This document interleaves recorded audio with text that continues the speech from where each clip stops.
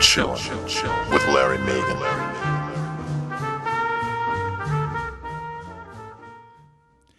Well, here we are, chilling with Larry Megan on a Thursday night. I can't believe I made it here into the chair. If you've been watching us over at Shop NBC, I've been going since 11 o'clock Central Time last night, which means I was there at 10, and I was there all day today. I'm kind of a walking zombie, okay? And I'm going to introduce my guests in just a moment here. But before I do, we got a lot of things here lined up tonight. And, you know, I literally came right from the studio, didn't have a chance to sit down with Ronnie, the engineer, let him know about all the cool stuff we're doing tonight. So we're going to have to be direct and kind of live over the air. I don't know if you found the graphics, Ronnie. You did? Okay, and pictures. And I also got a song queued up to introduce our guest. Did you find that one, Ronnie? Did you find it? Okay.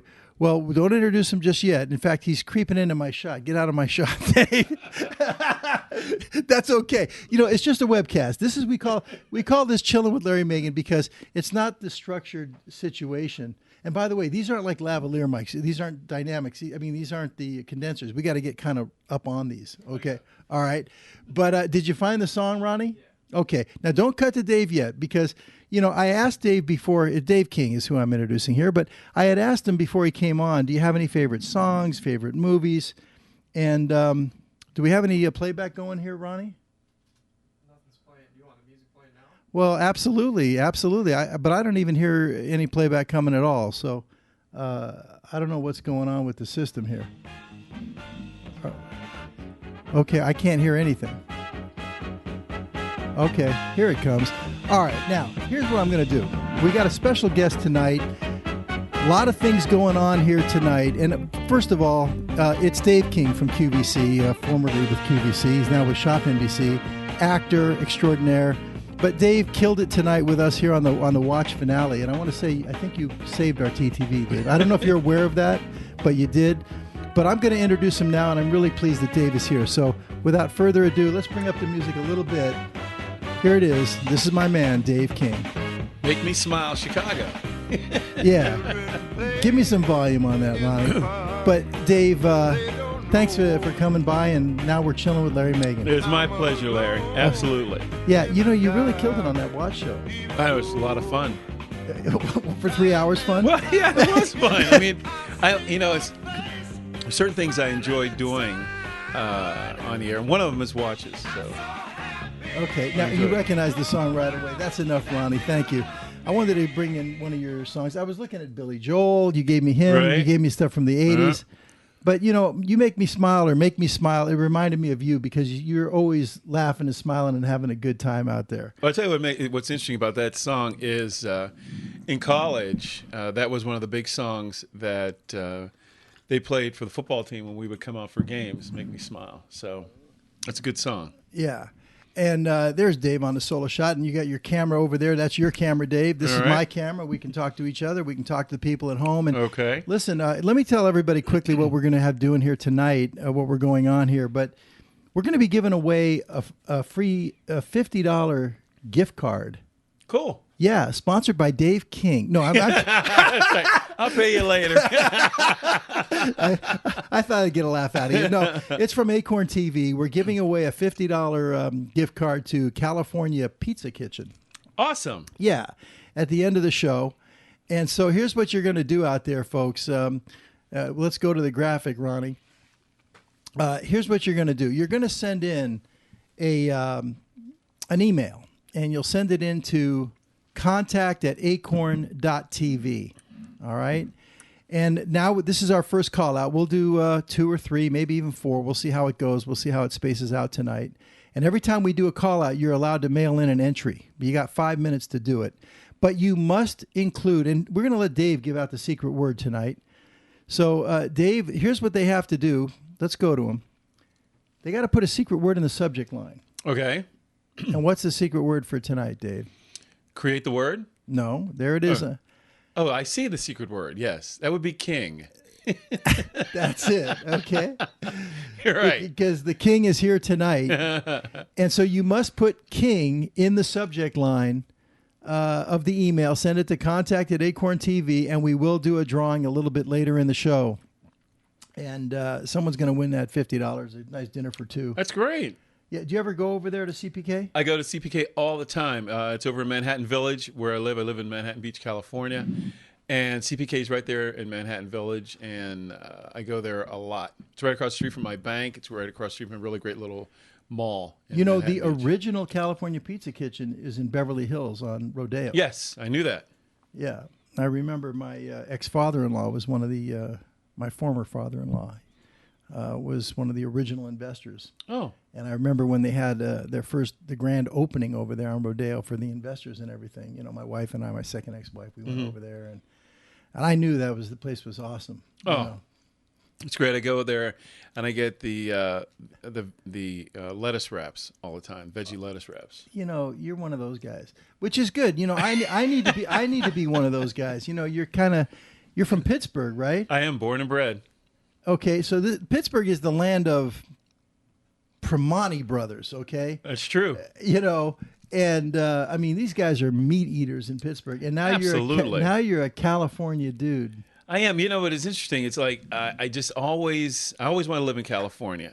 Always. From the time I was 9 years old, my uncle graduated from college and went to live in Los Angeles. He left Pittsburgh, and when he came back, like 9 months later, he came back with a really cool car and this beautiful girl, and who became his wife. And from that point on, I was like, okay, I'm in California. But it just took me forever to get out there. Yeah, and when did you get out there, Dave? 3 years ago. Now, you know, I'm curious about that too, but you know, because I know you were at QVC, so when you somehow departed from QVC, Right. you went right to California, or? I went right to California. And did you know people out there, or? My mom lived out there. She still does. My brother was out there. But I always wanted to live in California, like I said, so it was a done deal. The minute I left QVC was the plan. I was going to California. It just took me a little while longer than I anticipated, just because it took me a while to sell my place in Philly. And now, how do you feel about coming here To Minnesota? I love the gig. I'm like the luckiest guy on the planet. I get to come here for half the month. So are you really 'Cause- spending 15 days, or is it more like 10? It's more like 12. Okay. 12. Okay. And then when you're back there, you're doing your acting gigs. I am. All right. Yeah, and then I also do Dr. Cool Tech as well. So I go around the morning shows and I take electronics on morning shows, and I'll be doing that on the 11th. I'll actually be broadcasting to a bunch of different markets from the Consumer Electronics Show. All right. Now, listen, I'm getting a message here. I guess, is our Skype line down, Ronnie? No. Okay. Because it looks like Ginger is sending us a message that she's having trouble with Skype, or? With the email. It's Oh. nothing to do with the show. Right? Oh, okay, with the email. All right, well, we got to get that fixed. You know, what we'll do maybe is we'll go to a video or something like that, and I'll run out there and see if I can get that going again, because people are trying to send in their entries for the free drawing. Right, and they need to. Yeah, that's $50 what's going. at CPK. It's great. Yeah, we got a nice little audience cooking right now, Dave. We got about looks like 32 people tuning in Cool. right now, but it's Thank gonna you. it's gonna build. Before we're over tonight, we'll get up Yeah. around 70, I believe, maybe 80. But okay, so let me go back to this for a minute. You grew up in Pittsburgh. Now, you didn't know this, but I actually spent a lot of time in Pittsburgh. I did not. In 1989, 1990, I used to represent football players. So I had two guys on the Steelers. Who? I had Bubby Brister. Okay, He was a quarterback. I know. And Tim Worley. That's awesome. Now, Tim Worley. So you were an agent? I was an agent. Right. I was a licensed NFL player agent. The last year I was licensed was 94, and I've been out of it ever since. But I still maintain my friendship to this day with Tim Worley. Tim and I are very good friends. Tim's actually down in Alabama now. I don't know if you remember Tim. Absolutely. Tim was the 7th player chosen in the 89 draft, okay, in the first round. And he actually got more money than Barry Sanders, who was the 4th pick in the draft, okay? Because the Lions were telling us and Worley and his team that, hey, we're going to draft you. We got the 4th pick. We're drafting you. And then at the last minute, they pulled up a switch and they went for Barry Sanders from Oklahoma State. Right. And then the Steelers, swooped up Worley. Worley. And I don't know if you remember this back in '89. Were you there then in '89? I was not there. Okay. No, I was in New York then. Well, back then, was a little bit different. The rules of the way the game was played, as far as agent and salary and all that kind of stuff, and signing was way different because the '93 collective bargaining agreement changed everything. But back in '89, that's when an agent could actually make a little difference because there was a lot of gamesmanship, and we held Worley out, and Worley held out. And of course the Steelers are notoriously one of the cheapest organizations. Pittsburgh. The Rooneys are in football. And anyway, Worley was only the second running back, in NFL history to get a $1 million signing bonus, and he got 5 years for $5 million from the Pittsburgh Steelers. But he held out all of training camp, missed the first 3 exhibition games, and in the last preseason game, they caved like 3 days before the game, and they gave him the deal. And he went in there. He missed all the preseason games. As a matter of fact, it was the first regular season game against the Cleveland Browns, their arch rival. And Tim fumbled 3 times. And you know how, that's a lunch bucket town. Oh, yeah, it is. Yeah, I mean, it really is. And they are all like, well, let's see who this hot shot is that held out for $5 million. And they get humiliated like 42-3. And Worley fumbles 3 times. But they had a tremendous season. They won 8 out of their last 9. Worley got it going. He was the first rookie for the Steelers to lead the Steelers in yards gained since Frank Harris did it. And they came within 1 game of the Super Bowl. They finished incredibly. But the reason I'm going there is because spending time in Pittsburgh, I know this. The Steelers practically own that town. Absolutely. And even the women there can tell you the first-round draft picks and everything else, okay? So were you a Steeler fan? Oh, big time. Really? Absolutely. With your dad, you have any brothers? I have a brother, my father, my sister dated Frank Harris. So is that right? Mm-hmm. So is your sister still in Pittsburgh? She is not. She just moved December 21st. She just moved to California. Yeah, Franco was in the news fairly recently, trying to show his support to Joe Paterno. I don't know if you saw that. Absolutely. But all right, so you grew up as a football fan, so to speak. It was the Steelers of the was in the 70s, wasn't 70s, 80s. Yeah, I mean that's when they were dominant. Absolutely. All right. So did you play football? I did. Tell me about that. Played at Penn State University. Did you really? I did. Was Paterno there? He was. Wow, I had no idea. Yeah. Okay, so you look like you might have been a receiver? Free safety. Oh, so you were a little bit beefier than you are now. I was than I am now, yeah. Wow. Yeah. And running back in high school. Is that right? Yeah. Well, I had heard, from my research that when you got out of college, you actually did some coaching. I did. Now, tell me about that.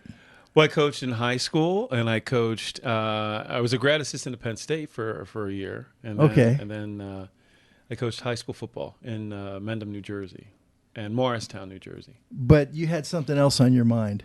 Always acting.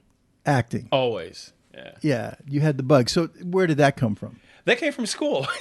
All right. Tell me about it. When I was at Penn State, dated a girl who was a dancer.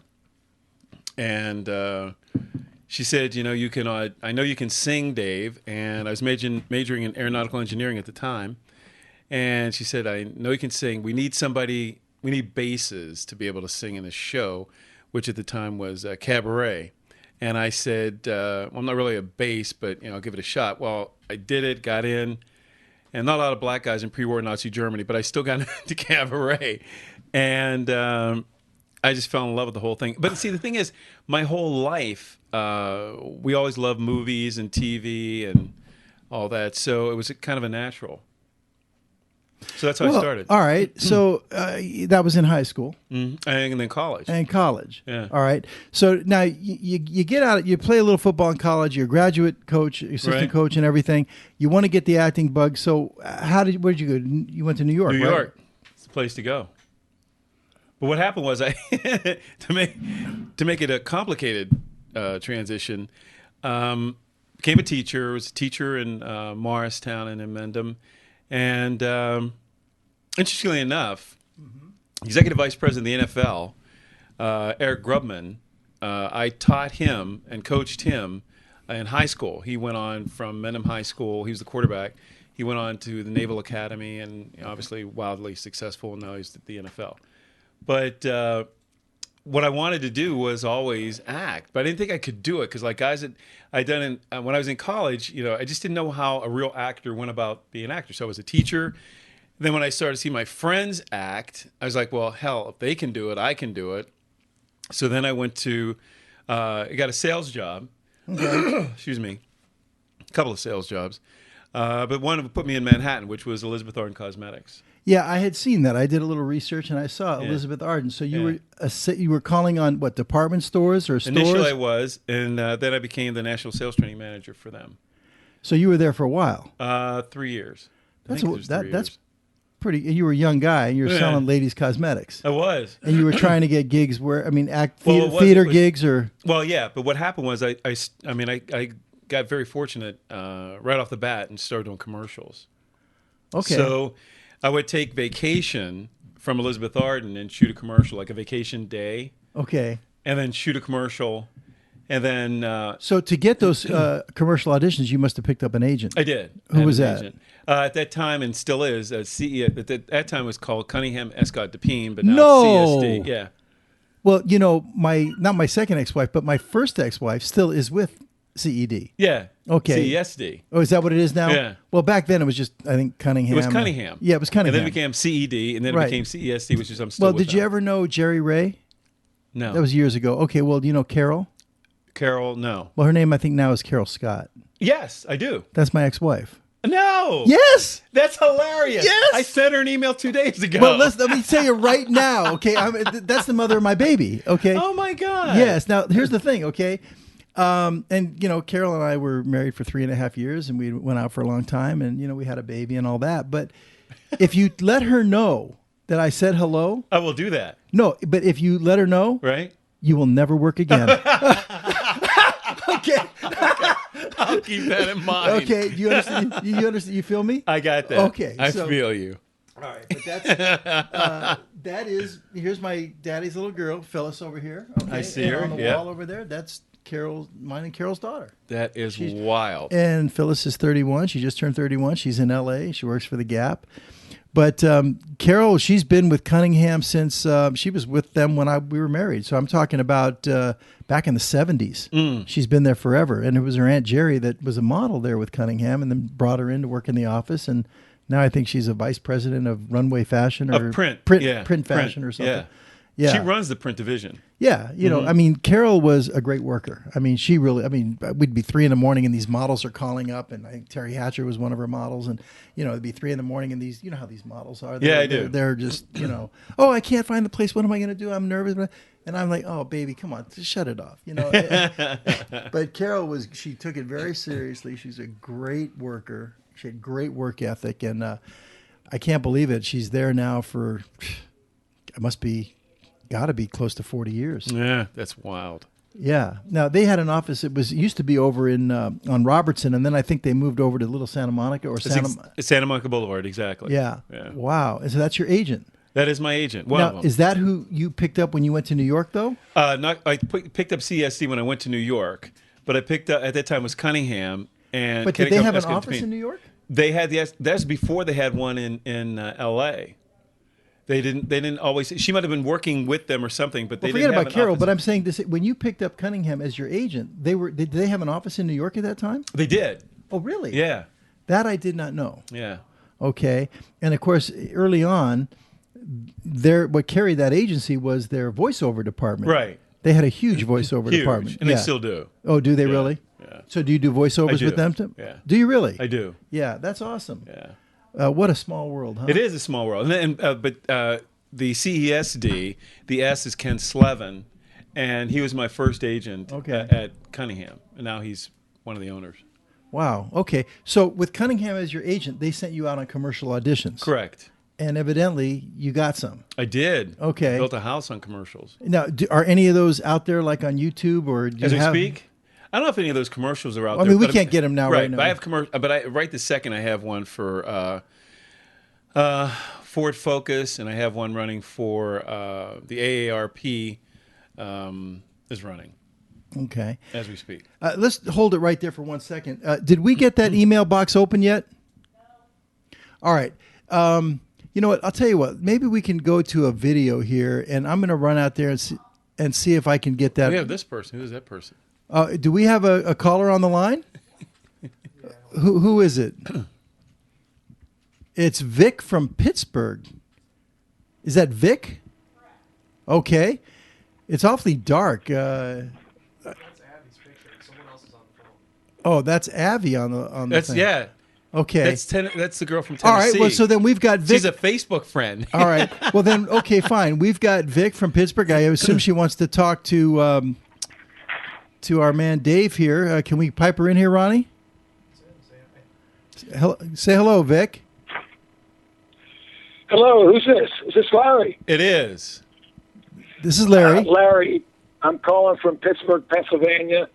Okay. I have many Sterling watch. That's why I called. Okay. And also to let Dave King know, I remember his sister, Patrice King Brown. That's exactly right. And we watch every Steeler game, and we're fans of the other team. You watch every Steeler game and you're fans of the other team. Absolutely. I'm old enough to remember when you couldn't give a Steeler ticket away. So I'm a Notre Dame fan. Oh, that's awesome. So you've always been a Notre Dame fan? Yeah, and I remember you from a long time ago, too. You guys are okay. I was a young man when I watched his. Oh, that's great. Larry's my man, though. Larry has spoken with my son many times. So what? Bob's his name. No, that's awesome. What is it that you love about Sterling watches? Well, I've got the Torby on it. I like automatic watches. But then again, I'm a big fan of Shop NBC. Oh, that's awesome. We appreciate that. So I support you guys. And I like the stuff, and I never have no problems with it. You have to bear with me.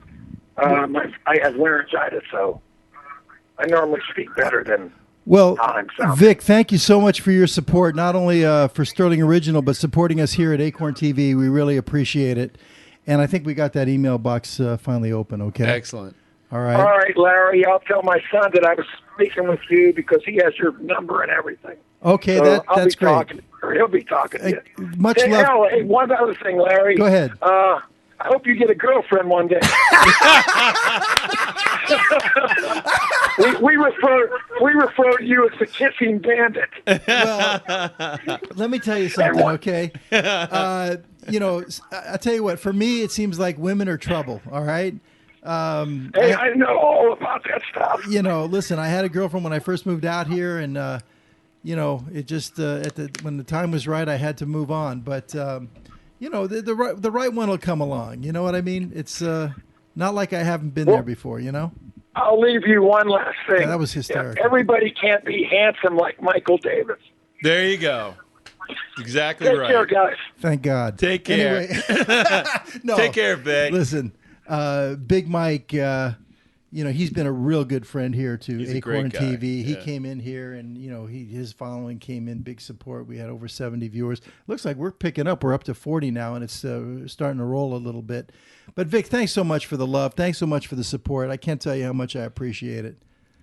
All right, he's down, he's out. Okay, we've got the mailbox. It looks like there's some emails rolling in.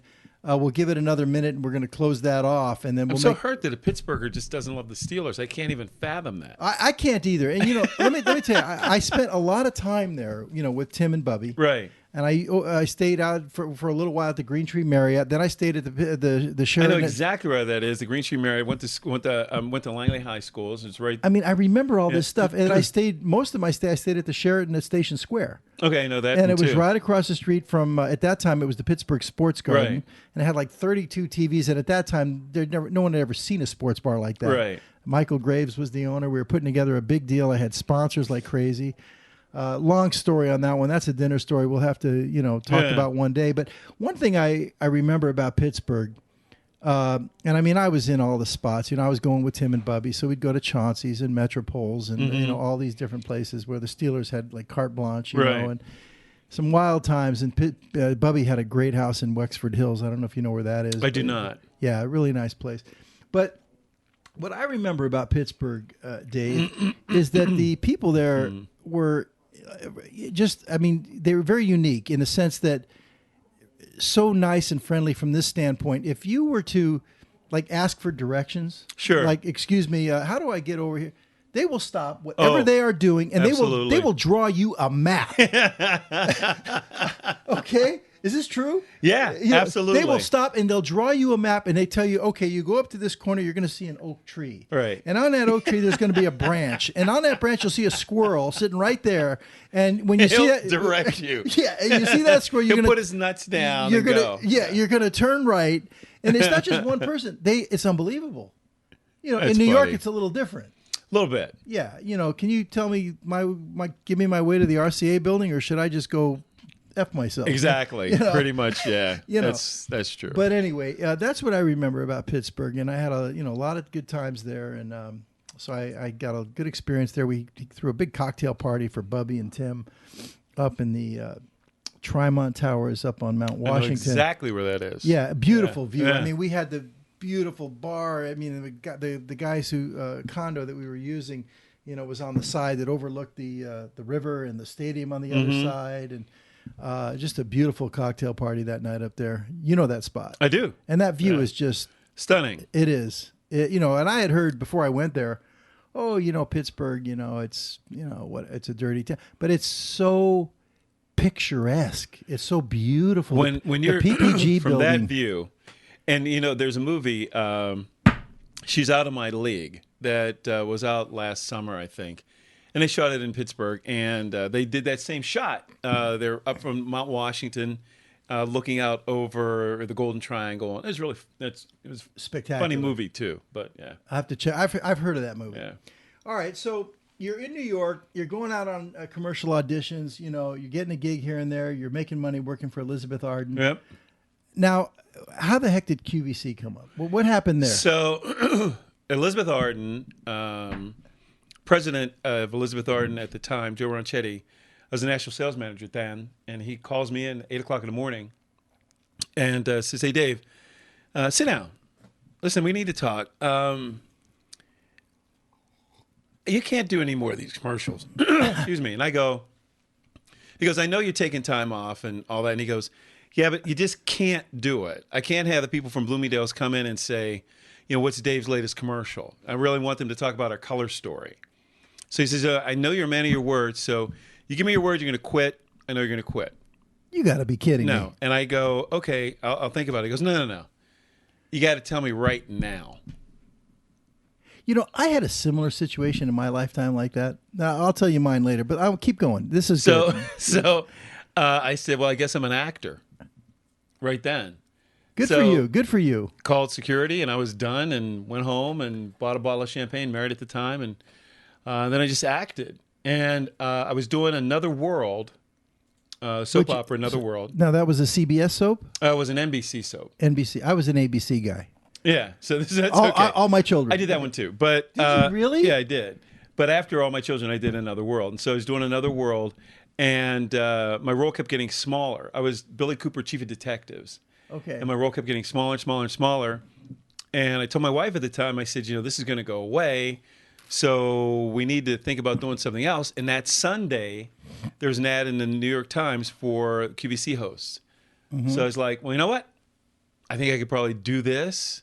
And I sent them a demo reel of me as Billy Cooper and holding guns and all this stuff. And went down there, auditioned, got the gig. And Rick Domeyer, the day he got his contract as a host, was the first day that I auditioned for QVC. He was coming out as I was going in. And Rick Domeyer, for those that don't know, is a host currently at Shop NBC. Absolutely. And he's been there forever. Yeah, QVC. I mean, did I say Shop? Yeah. At QVC. Yeah. It looks like we have Savvy Abby standing by now to do the Classic Film Zone. But before we go to Savvy Abby, we're going to get to you in just a second here. We've got a little clip of Dave, just, I don't know, on QVC. Do you see it in there? No, that's not it, Ronnie. Again, Ronnie and I had no time. That's not it. Don't go there. You got to right click over there on the playlist. Go to add file. All right, hold on, guys. We had no chance. I mean, I was working like a drunken sailor. Okay. Go to the guests, Dave King, and it's QVC Dave King. There you go. I don't know where you got these other ones from, Ronnie. Okay. They were in there. Yeah, well, that second one, get rid of it. The second one in the playlist 3, because that's a corrupt file. Trust me. Again, we needed to. All right. So here we go. Let's take a quick look at Dave King. It's just only about 2 minutes here. I found this, I don't know, somewhere on the internet, Dave. All right. I thought it was kind of a nice QVC moment. Check it out. You never know what's going to happen. And there's no retakes. I mean, in the soap, if you make a bluff, you fix it. No fixing here, including my infamous falling down the stairs, presenting the today's special value for JVC camcorder. But you're looking at me through today's special value, the best value we've ever offered on a camcorder from Whoops!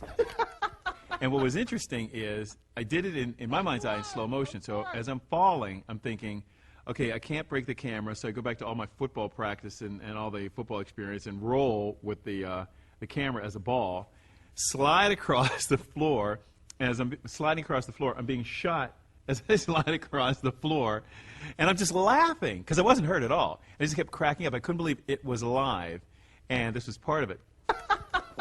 The guest, however, his eyes were still this big. I get to work with great people, and you know what's cool about it? Everybody is nice.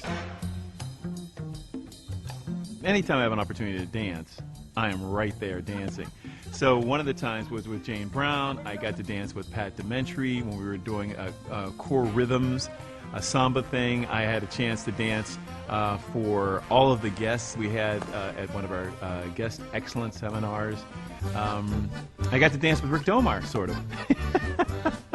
They had Rick Domeier and they had me in lederhosen and a hat and everything. We looked like we just stepped out of Germany from the Oktoberfest, and we walked and then we got to dance, and I got to do my famous Wizard of Oz dance, which I learned in college. But most people think it's just a little shuffle. See, what I learned in college was the real dance. And you actually have to do this little stutter step to do it. So try to teach Domeier. He couldn't learn. You know, there you go, falling down the steps. That's right. Graceful Dave. Very graceful. Well, all right, listen, we're going to interrupt our conversation with Dave for a moment. We're going to go to the Classic Film Zone. We've got Savvy Abby standing by. And Savvy, I think you need a little light on you if you have any, because it's dark. But anyway, let's go to the Classic Film Zone, and we'll come back to Abby.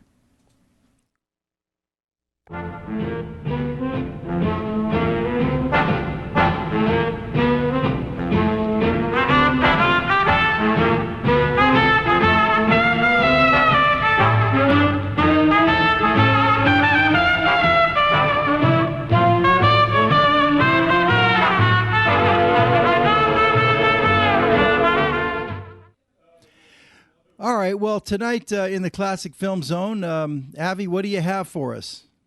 Well, actually tonight, Larry, we're not going to be necessarily discussing a classic film, but rather a classic filmmaker in a sense. We're going to be talking about Frank Loesser, a man whose name you might not actually know, but whose career you will be quite familiar with. And, you know, Larry, I have to tell you that you were the one that actually got me engaged in Frank Loesser, and I will be a fan forevermore. And I apologize that it's dark. If you could see my rig, this is quite tragic. I have a lamp sitting here, so I apologize. But if you've ever heard of the blue screen of death, that's what I was experiencing tonight. Yeah. Any of those of you that are familiar with computers, yeah, well, it's quite tragic. So it's a wonder I'm on at all. Abby, last week you were coming in nice and bright. Is it just a question of light or the computer?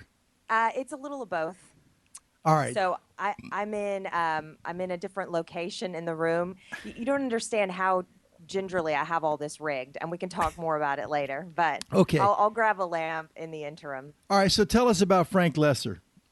So Frank Loesser, again, is a man that many people are not familiar with, but Frank Loesser was a man who actually started as a lyricist, and he later progressed his career to not only being a lyricist and composer, but he actually wrote some of the most famous musicals of all time. Of course, you know, one of my favorites is How to Succeed in Business Without Really Trying, but he's also responsible for the classic Guys and Dolls. So Frank Loesser is a man that's very near and dear to our hearts, again, whether or not you recognize his name. And actually, I believe we're have some Guys and Dolls clips to feature. Is that right, Larry? And I know we're just one prepared in terms. Just one. You have to pick one.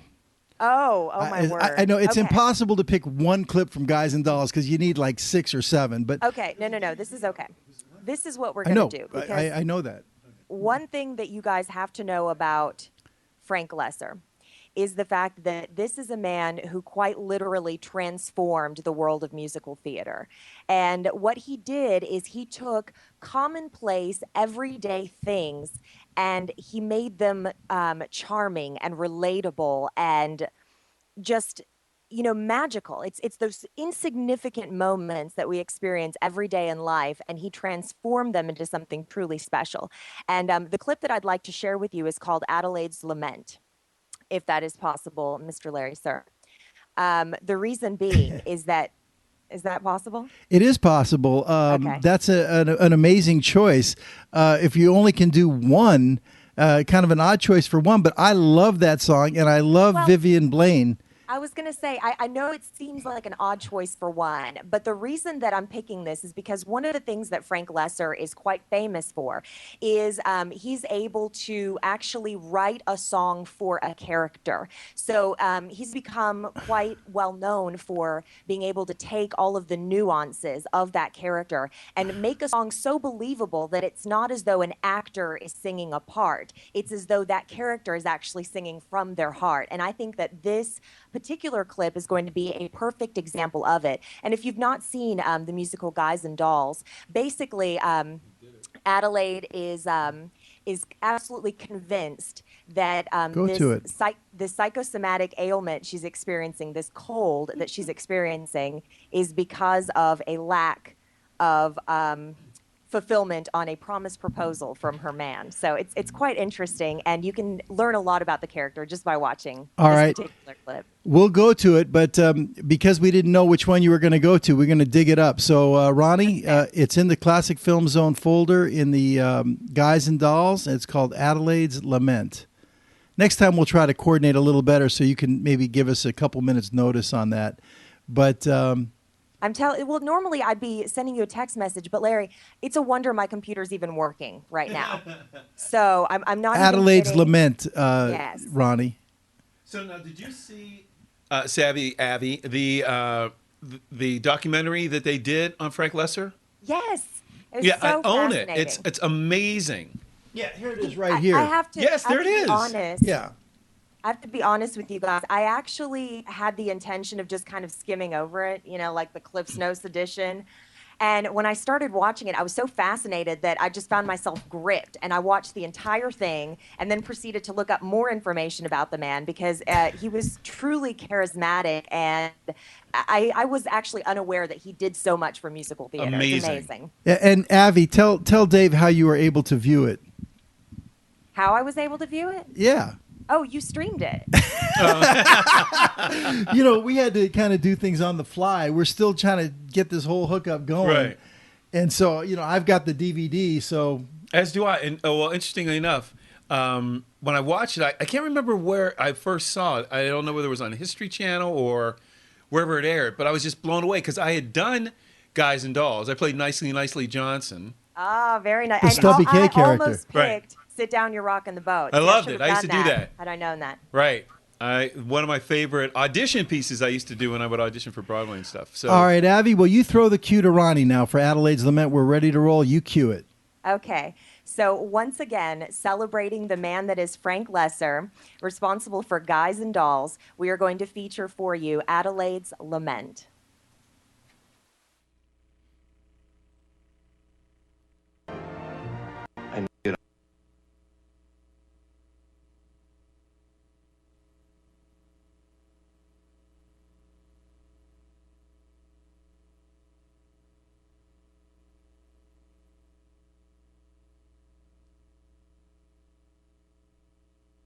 Get off. Let's cut back. All right, my man Ronnie is telling me something's wrong with the clip. I could swear I tested them all, Ronnie, but okay. Maybe could it be the player is corrupt? All right. Well, I'm sorry to tell you, Avi, after that great build-up. All right. So, unfortunately, now we lost the connection with Avi. Oh, she's back. All right. Avi, I hate to tell you this. It looks like that clip got corrupt or something like that. There's no sound on it. That's a shame after that great buildup. So, Ronnie, we got to make sure this doesn't happen next week. Of course, everything got a little bit jammed up when I was the last 24 hours at Shop NBC. You know, go figure. You can see Abby. Oh, she turned a light on, I think. Yeah. I'm literally running around my house grabbing lamps. You think I'm joking? I'm not. Okay, so I had to run to the living room. That's where I was. I'm sorry to Grab tell a you lamp. that clip is not working. I hate to tell you that because I'm not surprised. Technology normally hates me, but it's especially working against me tonight, and that's okay. I'm all right with that. Well, it was a great choice, though. I'm proud of you for that choice. A very eclectic choice. Do you have another one, Frank Loesser? Well, again, in honor of our guest this evening, if Ronnie can pull up Sit Down, You're Rockin' the Boat, that would be an equally exceptional choice. And actually, this particular clip I love because Frank Loesser really liked to push the envelope as far as music was concerned. And so this was kind of an unusual choice, especially considering the nature of the musical Guys and Dolls. You know, it's all about gamblers and streetwise guys. And this is kind of more on the gospel choir operatic side of things. So it's really fun and it's really interesting. And the premise is that one of these gambling fellows is going to be giving his testimony, so to speak. And I think it's such a great song because you watch him build this story and see the audience just engage. And I think it's even cooler that Mr. Dave was a part of this. So this was the part that you played, right? It is. Yep, nicely Well, Johnson. that's a great call, Abby. Ronnie, you heard the lady. Let's give it to her.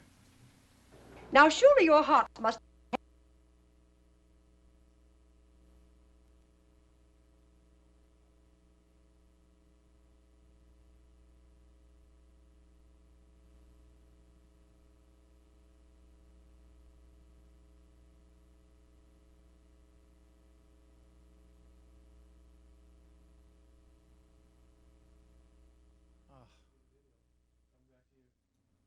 All right, you know what? Ronnie's telling me it's the video. Let's try another video, just to see, try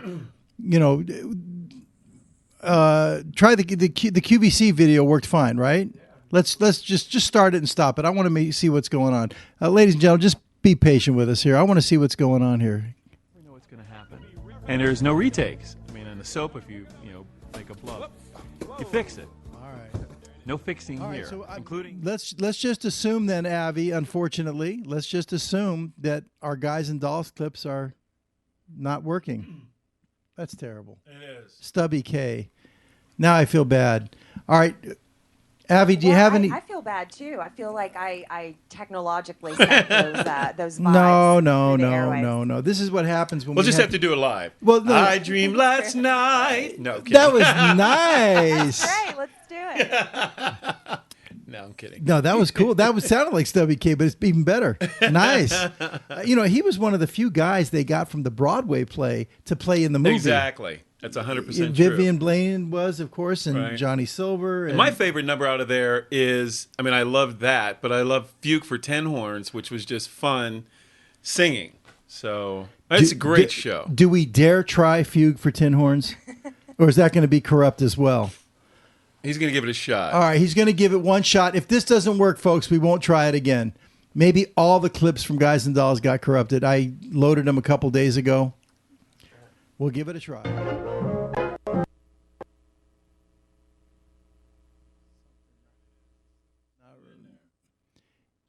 Oh, you know what? Right here. I know what it is. I know what it is, Ronnie. I know what the problem is. It's my fault. I'm going to take the blame.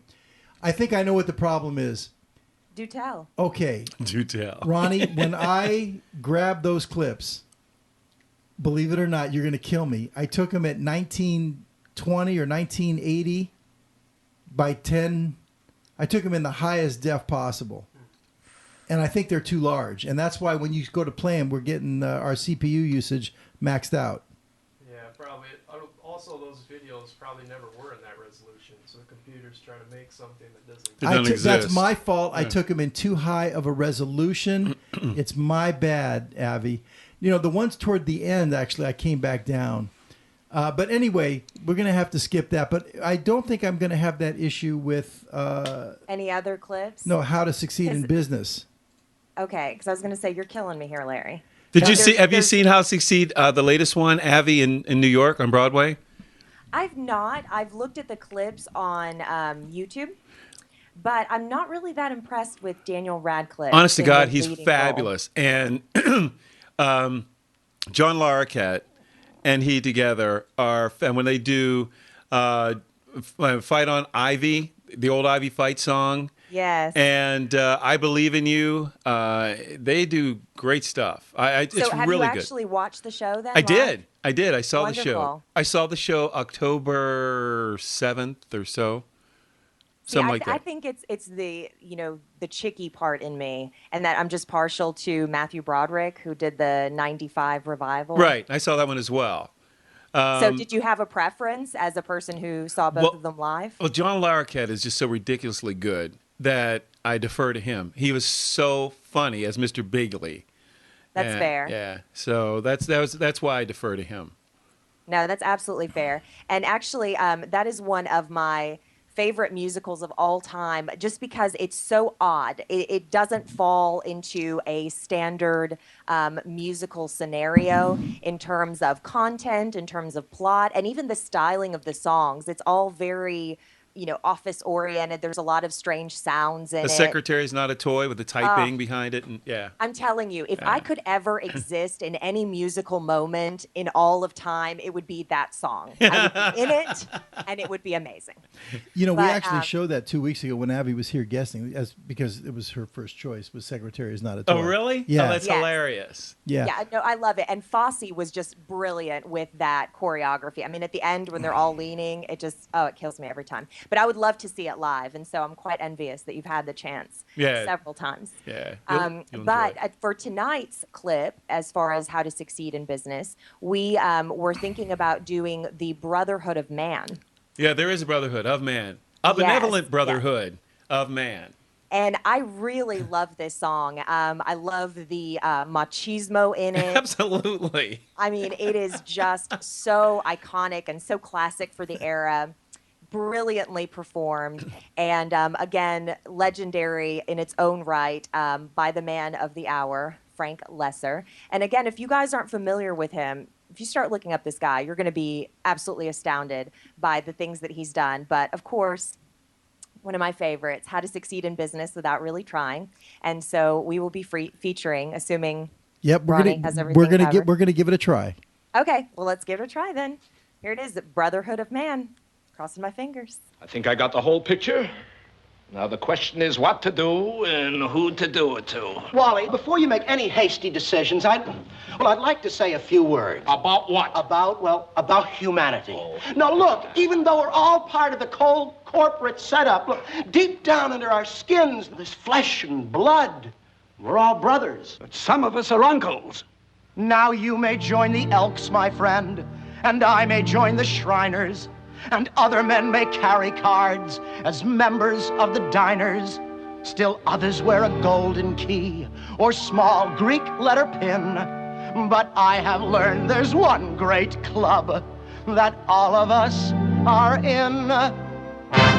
There is a brotherhood of man, a benevolent brotherhood of man, a noble tie that binds all human hearts and minds into one brotherhood of man. Your lifelong membership is free. Keep giving each brother all you can. Oh, aren't you proud to be in that fraternity? The great big brotherhood of man. Now, Wally, I want you to remember that before you consider firing Mr. Bigley. Who's considering that? Get the hell out of here. You see, I know what's on your mind. You'd like to clear out the whole place. I mean, from top to bottom. It's the obvious move, but stop and think. One man may seem incompetent, another not make sense, while others look like quite a waste of company expense. They need a brother's leadership so please don't do them in. Remember, mediocrity is not a mortal sin. There, We're in the Brotherhood of Man, dedicated to giving all we can. Oh, aren't you proud to be in that fraternity? The great big Brotherhood of Man.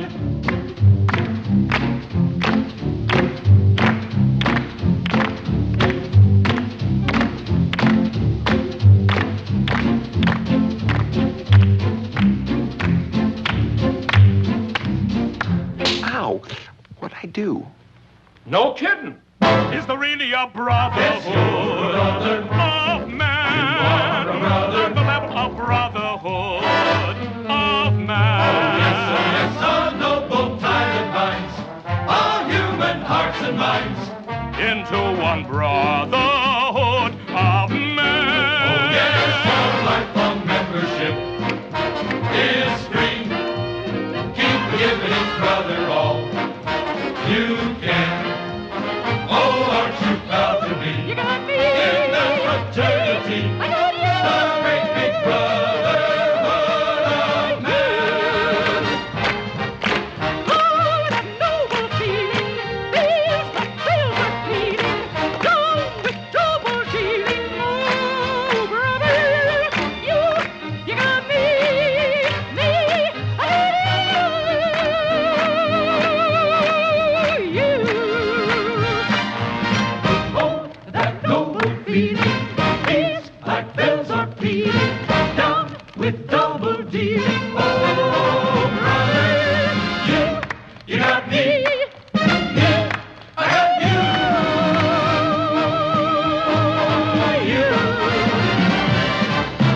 Oh, that noble feeling feels like bells are pealing.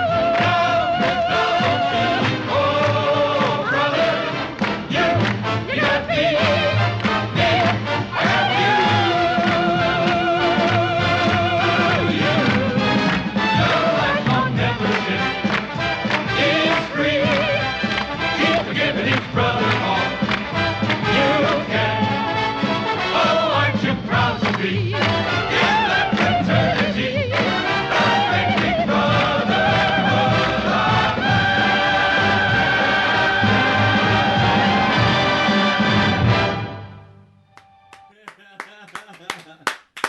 Avi, you hit a home run with that one. That was a great call, Savvy Doubly Avi. fantastic. That was 100% your call. Beautiful call. Let me tell you, the performance that was going on in the studio was just as good. I'll if tell not you, better. you know, Avi, this guy is infectious. You never seen me go like that before. But he started dancing as he was singing in here. You couldn't hear him, okay? I wish I could. I'll tell you, what a voice.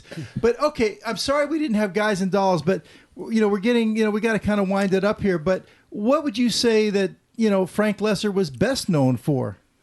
Okay, well, Frank Loesser, again, is really big in the musical scene. But again, he was a musical composer, and he actually composed a lot of songs that many of us are very familiar with and maybe just don't know their origins. For example, one that you guys probably know would be the standing on a corner watching all the girls go by. From Happy Fella. Most Happy Fella. Most Happy Yeah. Fella, right.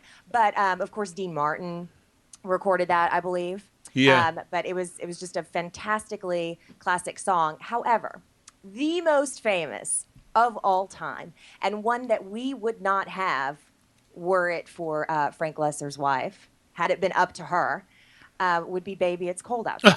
Oh, my God. Now, right. this is a song that is absolutely famous.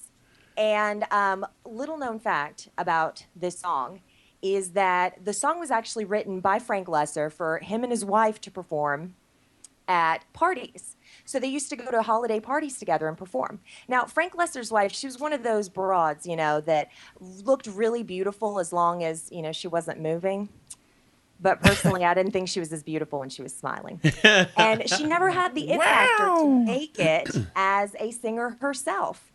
And the reason I am being catty with the former Mrs. Loesser is because She was devastated when Frank Loesser sold this song, Baby It's Cold Outside, to the Hollywood producers. So there's Frank Loesser. Now, he was very charismatic. Everything that everybody ever said about him was that he was just oozing with sex appeal and sensuality and charisma. So he was definitely like a sparkling kind of a person. I personally think she lacked it. And so the one time that she ever had to sparkle was when she was performing this song with him. So then you get somebody like Esther Williams, okay, performing the song. And I think the former Mrs. Loesser was a little bit cranky. Abby, we actually, at your suggestion, we actually have that little 2.5-minute segment from the biography about that song. Should we show it? Please, Let's do it. It's Loesser. You have it over there on the playlist 3, Ronnie. Okay, and this is the segment of his, I wouldn't call it a biopic, it's documentary. It's a documentary about the life and songs of Frank Loesser. And it's fantastic. It's about an hour and a half long, but this is that little 2 or 3 minute spot talking about exactly what Abby's telling us about. By the mid-1940s, Frank and his wife Lynn had earned a coveted spot in Hollywood's social circles. Grab your partners and dance. In 1944, Frank wrote a song to perform with Lynn at parties, having no idea how famous it would ultimately become. I really can't stay. Baby, it's cold outside. I've got to go away. Baby, it's cold outside. My mother was a singer, never successful, except when she entertained with my father. And when they debuted with this song at some party or other, I don't know what party it was, they were a huge smash. Really, I'd better scurry. Beautiful, please don't Well, hurry. maybe just a half a drink more. Put some records on while I pour. Neighbors, And it was our song. And we became but the most desired guests at parties from coast to coast. And we never failed to slam. Your hair looks swell. It's a very flirtatious, sexy song, and they were very flirtatious and sexy when they did it. At that my storm. sister will be suspicious. Gosh, your lips look My delicious. brother will be there at the door. Waves upon the tropical My shore. maiden aunt's mind is vicious. Your lips are Well, delicious. maybe just a cigarette more. Never such a blizzard before. I've got to get home. One musical feature that distinguished Loesser from his contemporaries was the use of counterpoint, which is the idea of having musical lines sung simultaneously. There's bound to be talk tomorrow. Think of my lifelong At sorrow. least there will be plenty implied. If you caught pneumonia and I died. really can't stay. By the late 1940s, the studios were pressuring Loesser to use his baby in a motion picture. In 1949, he finally relented, including the song in his score for Neptune's Daughter.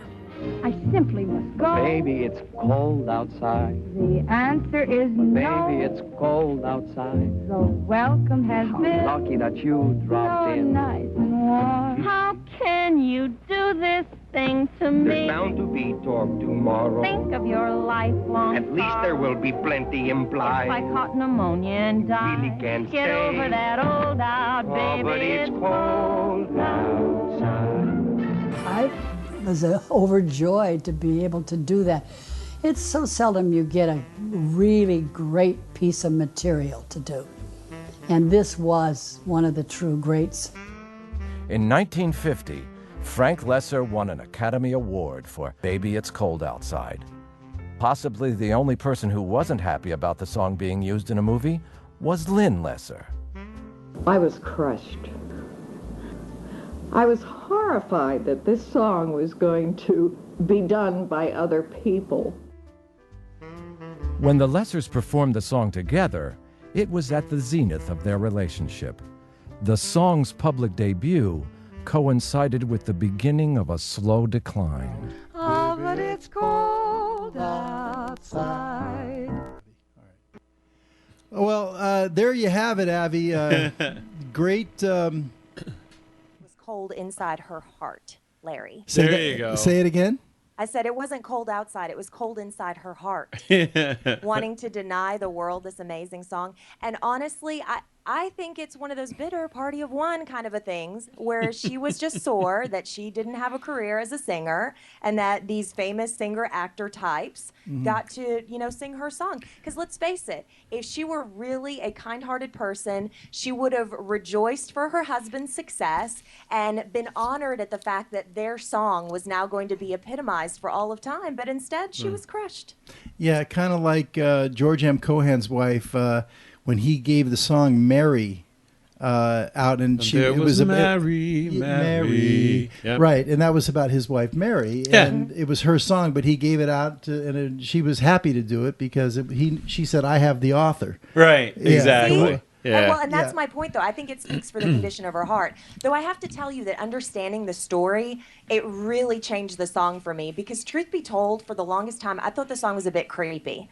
And the reason I say that is because if you don't know the context, you're like, okay, this dude is obviously really pushy. He's putting something in her drink. She's not interested, and he keeps pursuing. So knowing that it's a husband and wife rapport and it's playful in that sense, to me, that kind of made it much more lighthearted because before I was concerned. Avi, I was a little concerned. Avi, when you told me that, you were going to feature this whole segment with the Baby It's Cold Outside, I thought it would be kind of fun because, that's been performed by a billion people, okay? Yeah, anyone who's anyone has done that song. I know. And so my favorite rendition, without a doubt, I love Sammy Davis Jr. and the great jazz singer Carmen McRae. And so I went on YouTube to try to find it. I thought this would be a good spot. I don't know if you ever heard that rendition. It's classic. I mean, it's Sammy and Carmen McRae. It's awesome. But, on YouTube, every now and then you'll find these videos where they play the track and they just have a still picture or something like that. Yeah. And so that's not too exciting to just hear the track. So I didn't go. But the interesting thing is when I went looking for that, I found a lot more. And I found one kind of by an unknown that I thought was pretty cool, that I really liked it a lot, and I thought I would like to share it with our audience here, with your indulgence. I would love to hear it. All right, let's check this out. There's an interesting one that I found. Baby, It's Cold Outside.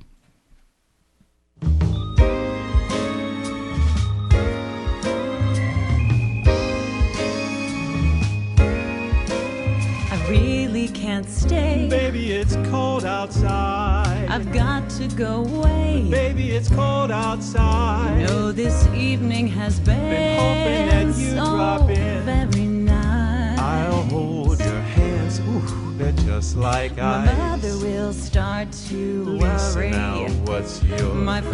father will be pacing the floor. Listen to that fireplace So roar. really I'd better scurry. Listen now, please don't go. Maybe just a half a drink more. I'll put some records on, then I'll The pour. neighbors might Baby, think, it's bad out there. say, what's in this drink? No cabs to be had out there. No, I wish I knew how. Your eyes are like to starlight now. break the spell. I'll take your hat. Ow, your hair looks swell. I ought to say no, no, no, Mind sir. if I'm moving At closer? least I'm gonna say Come on, that I tried. what's the sense in hurting my pride? I really can't stay. Lisa, don't hold out. Oh, but it's cold outside. Really is cold. Come on, I'm thinking of you. Now, Dave, I really must go. Lisa, it's cold outside. The answer is no. You know that it's cold outside. This welcome has been You're lucky that you so dropped in. nice and warm. Look out the window at that storm. My sister will be suspicious. Gosh, your lips look delicious. My brother will be there at the door. Like waves upon a tropical shore. My maiden aunt's It's mind just an is observation. vicious. Your lips really do look delicious. Well, maybe just a few minutes more. Never such a blizzard before. Got to go home. Baby, you'll freeze out there. Dave, lend me your phone. It's up to your knees out there. You've really been great. I thrill when you but touch my don't hand. you see? How can you do this thing to There's me? bound to be talk tomorrow. Think of my lifelong At sorrow. least there will be plenty implied. If you caught pneumonia and I died, really can't stay. Lisa, don't hold out. Oh, but it's cold outside. know, you're right. We're having a good laugh over here. I'm sure you guys are. No, because we have Marvin here. You know Marvin, right? Or do you? Do you know Marv Siegel? Marv Siegel is here. Marv, stick your head Come in on. here. Just say hi Poke to your head Abby. in. You know, give Marvin a microphone. Do we have it set up? Give him a mic. Here, Just grab it. Just take the mic, Marvin. Give me the mic. Give him a hot mic. Okay. Now, can you see Marvin in here at all? Hello. Yes. Okay. I don't know if you remember me from the green room. How are you? Yes, I do remember you from the green room. He's not just like lurking in the green room. Marvin is a top level executive at Shop I'm not NBC. at top level, but it's okay. Yeah. He is. But you'll see an improvement to the green room when you come back there. Yeah, it's really nice, Abby. They cleaned it up. Yes.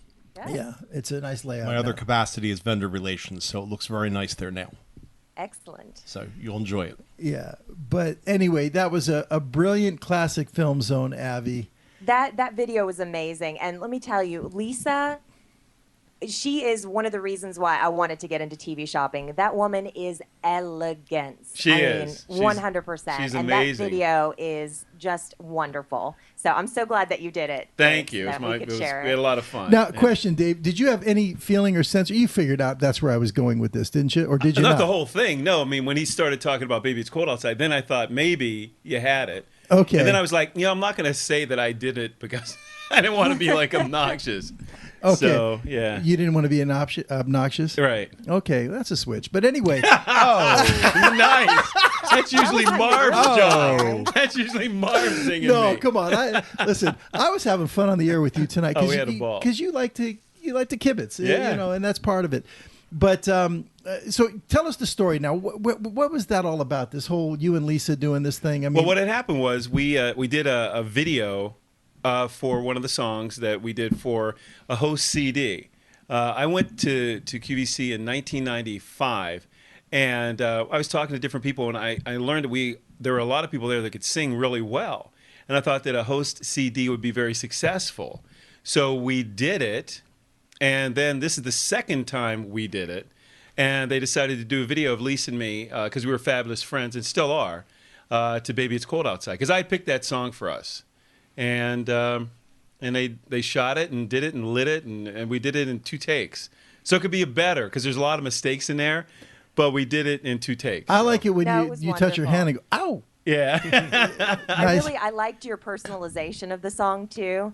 It was really cute, and it really fit into that Lesser-esque style of music that was very conversational. So I loved it. I thought it was a great rendition. Well, thank you. It was a lot of fun to do. But we crept up on you. We snuck up on you with this one. Yeah, until you started talking about the songs, until she started talking about Baby It's Cold Outside. That was, yeah. All right, cool. Yeah. Abby, great job this week, Abby. Always. Thank you guys so much, And as listen, always. we got some bugs to work out on your end, our end, my end. I just need a new computer. I told you this last week, and it is the honest truth. I need a new computer.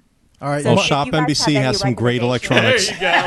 I have to get a plug in there. There's the Vice President of Business Development. I have to tell you, though, I worry because, I'm a chick. So it's like a chick taking her car into the auto mechanic shop. I feel like they'll take advantage of me, if I go anywhere else. So I really will have to go the Shop NBC route And this is Dr. get something. I was going to here. say, Dr. Cooltech will give you the 411. I will hook you up.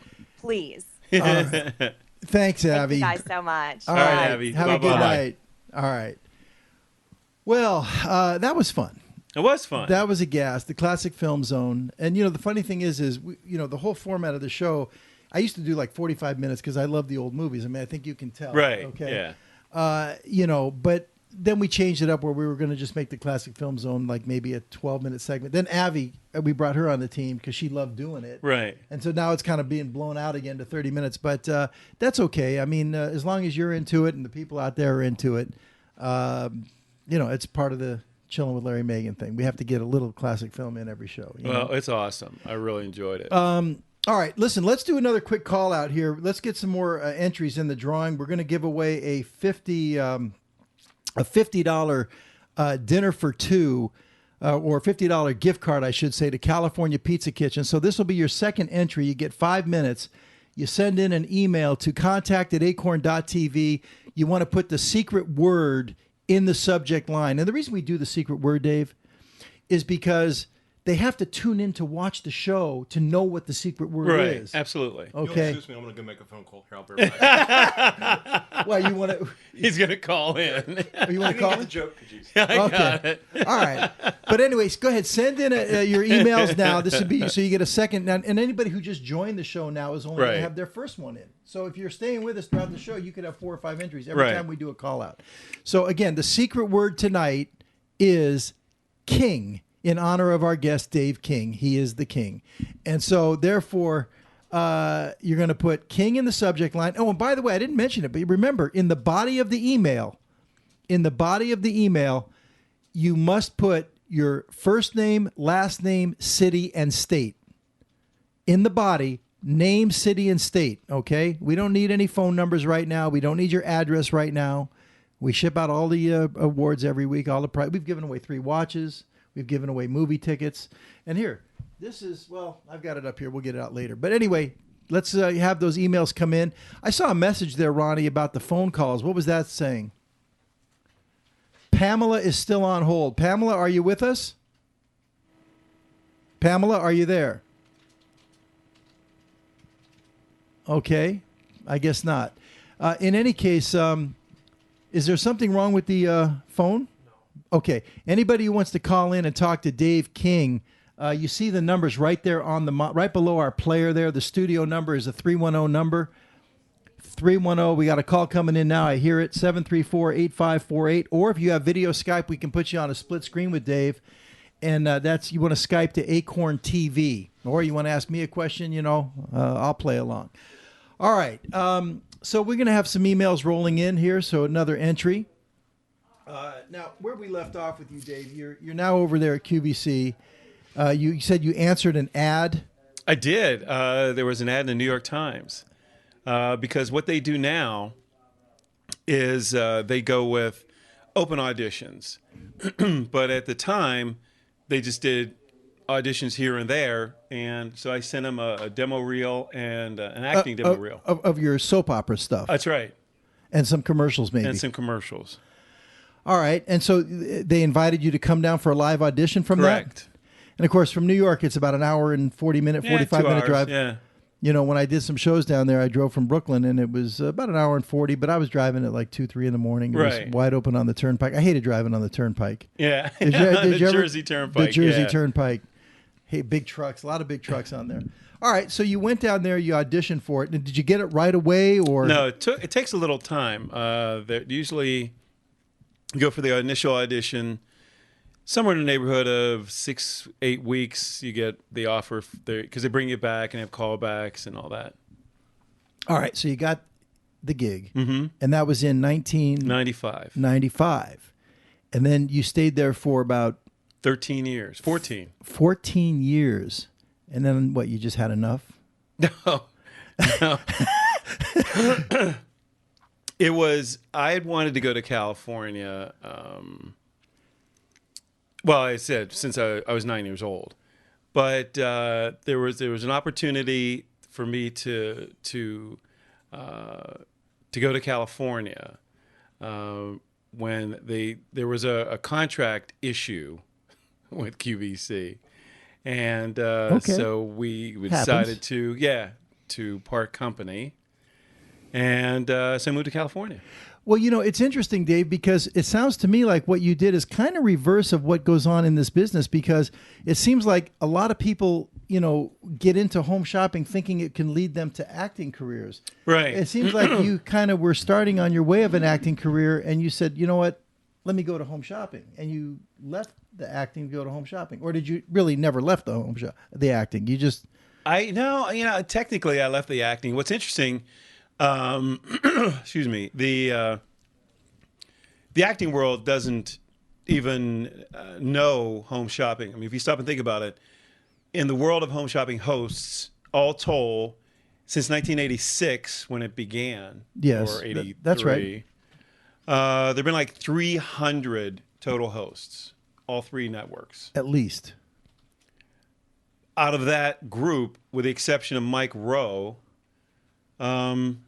Nobody else has really gone on. Maybe Clinton Kelly is now on The Chew on ABC. Well, to me, that's not surprising, by the way, and I'll tell you why. because, and I worked at some very tiny little stations. You're talking about the major stations. Right. But I've seen in my time at small stations, people come in with reels and headshots and to get a gig in home shopping, they're not working actors or Right. something, and they hope that it's going to lead them somewhere. And usually they make horrible hosts because, isn't it true? Actors usually don't make good hosts in home shopping. Because they want it to be a role, and it's not. You are yourself. Exactly. Yeah. And that's why, to me, it's not surprising, but you're a multi-talented guy. Thank you, relatively speaking, but yeah. No, but okay, so you've got the acting thing, but when you're on the air, you're really not acting. No, not at all. I know that because like just tonight, we were hanging out on the air, we were being ourselves, Right. you were being yourself. I remember when I got into the home shopping thing back in 1996, for me, I was just looking for a part-time job. I had a consulting business and I had a client for 2 years that I had ultimately lost because I had outlived my usefulness. Right. And I didn't have any other client. I had one client in my business and it paid me fairly well. And so You were Jerry Maguire. well, that's another story in itself. Actually, this was after my time Agency. as an agent. But I got into marketing. But so I figured, I was married at the time. I've got to have a gig to keep some money coming in while I look for a new client. Right. And I'm looking in the LA Times. In those days, we didn't have Craigslist or Sure. Monster or whatever, Right. And I looked in the LA Times like you looked in the New York Times. And the section I went to was part-time. That's all I'm looking for. I'm not looking for a job. Right. So I'm looking part-time, and I read this little ad that said, 10 to 14 hours a week, $25 an hour, plus commissions, on-air sales presentations. And I thought to myself, oh, my God, that's perfect. 10 to 14 hours a week. That's all I saw. That's all I cared about. That's all I wanted to do was 10 to 14 hours a week. Right. I did not want a job, after working for Right. 2 years with my own thing, And I went in there and, the guy, I sent the resume or whatever and didn't hear back. I called again. It was out in Torrance. And then I just drove in there one day. And in Torrance, if you know I LA, do. yeah, Yeah. it's like way the heck down there by Right. Palos Verdes or something. It's Right. it's down there. And I said, well, I was just in the neighborhood. I thought I'd stop by just to check. And, I'd made several calls and they never returned my call. And I said, well, and I was all dressed up and everything, Right. And those were the days I was skinny too. And in any case, this guy came out, Dave Conley, and he says, yeah, I got your calls. It's been very busy. Just leave your headshot and your reel, your tape, and we'll look it over. And I said, headshot? I mean, I was a sales and marketing guy, Right. I wasn't an actor. So he says, leave your headshot and reel, and we'll get back to you. I said, I don't have a headshot. I don't have a reel. He says, all right, well, come on in the conference room. Let's get this over with. Let's deal with it. And then he talks to me, and I was doing a lot of sales and marketing in those years, and event marketing, sponsorships, those kinds of things. And he says, all right. And he says, take off your watch. And he says, I want you to talk to me about your watch like you're selling me your watch for 4 minutes. I said, well, I don't really know anything much about watches, which is kind of ironic. That now, is ironic. And I had this real skinny little quartz watch on that, I got from a gift certificate from Sharper Image from a friend of mine's mother. Right. A $100 gift certificate, and it was a Skagen. Yes. Okay, real skinny little watch. Had a black face and red and green tips on the second and minute hands, kind of thing. And so, in any case, so I start telling him, well, I like this because it's thin, but what I really like about it was a gift from a friend that I told the story about the gift certificate and the hands are red and green, and it reminds me every time I look at it that it was a Christmas gift from a dear friend, and I'm going, he says, okay. He stopped me after 5 minutes. I was going on, and he says, all right, if we give you this job, he says, you have to commit to doing one overnight a week. I said, okay, sure. What's an overnight, And before you knew it, I was doing 5 overnights a week, and I was totally hooked, and I was selling gems and jewelry and, the other people who came, they weren't, I was more of a sales guy Right. than I was an actor. And the actors that came in, they were just not up to it. It was a different gig, It is, and then what they do is they try to make it a role, and it's not a role. Yeah. It's you. It really is. All right, so you took off from QVC. What is this? You went to California. What does it say? Larry and Dave. Dave about being a Broadway performer. Get his bio. New watches coming up. What is going on? Richard from Chicago. What is going on? Richard. Richard, are you there? Hello? Hello? Yeah, Richard, go ahead. You're on the air. Okay, yeah, I'm here. Yeah, you know, I want to say that I really enjoy this show. You need to turn down your computer, bud. Can you turn down your computer, Okay, Richard? sorry about that. I really enjoy, you know, this is my first time tuning in, and I was watching and earlier on the network and got tuned into this stream. And first of all, I just want to say Larry is a dynamo because I think he's been up for like 24 hours on TV, right? Since last night or whatever. Or Yeah. And I've been kind of tuned in, watching, and I just want to say quickly that I kind of purchased watches from the different vendors on the TV, and I have purchased some of your watches. And I had an issue with one of the watches, and I'll tell you this, and it's not negative, so don't cut me off. I'm not going to cut you off. Go ahead. I purchased the Saturnalian DT dual-time watch, and I love that watch. I mean, I have it as a screensaver on my computer and on my phone and everything. Yep. And I had an issue with the stem, and I sent it back. And believe it or not, somebody stole that watch from the post office. Oh, so my they God. sent me a check back for it, and I've been kind of looking out for that watch ever since. But I really love that watch. And I guess, you know, I just wanted to know if they were going to be producing more of them in the future. Well, and you know. then I just really wanted to say to Dave King, I really love you, man. You are just like the epitome of grace and style, and I've seen you, watch you on TV for years. My wife and I watched you on TV for years, and then I was shocked and amazed when you came to Shop NBC. And, you know, I didn't even know you were a Broadway performer until tonight. I was watching this.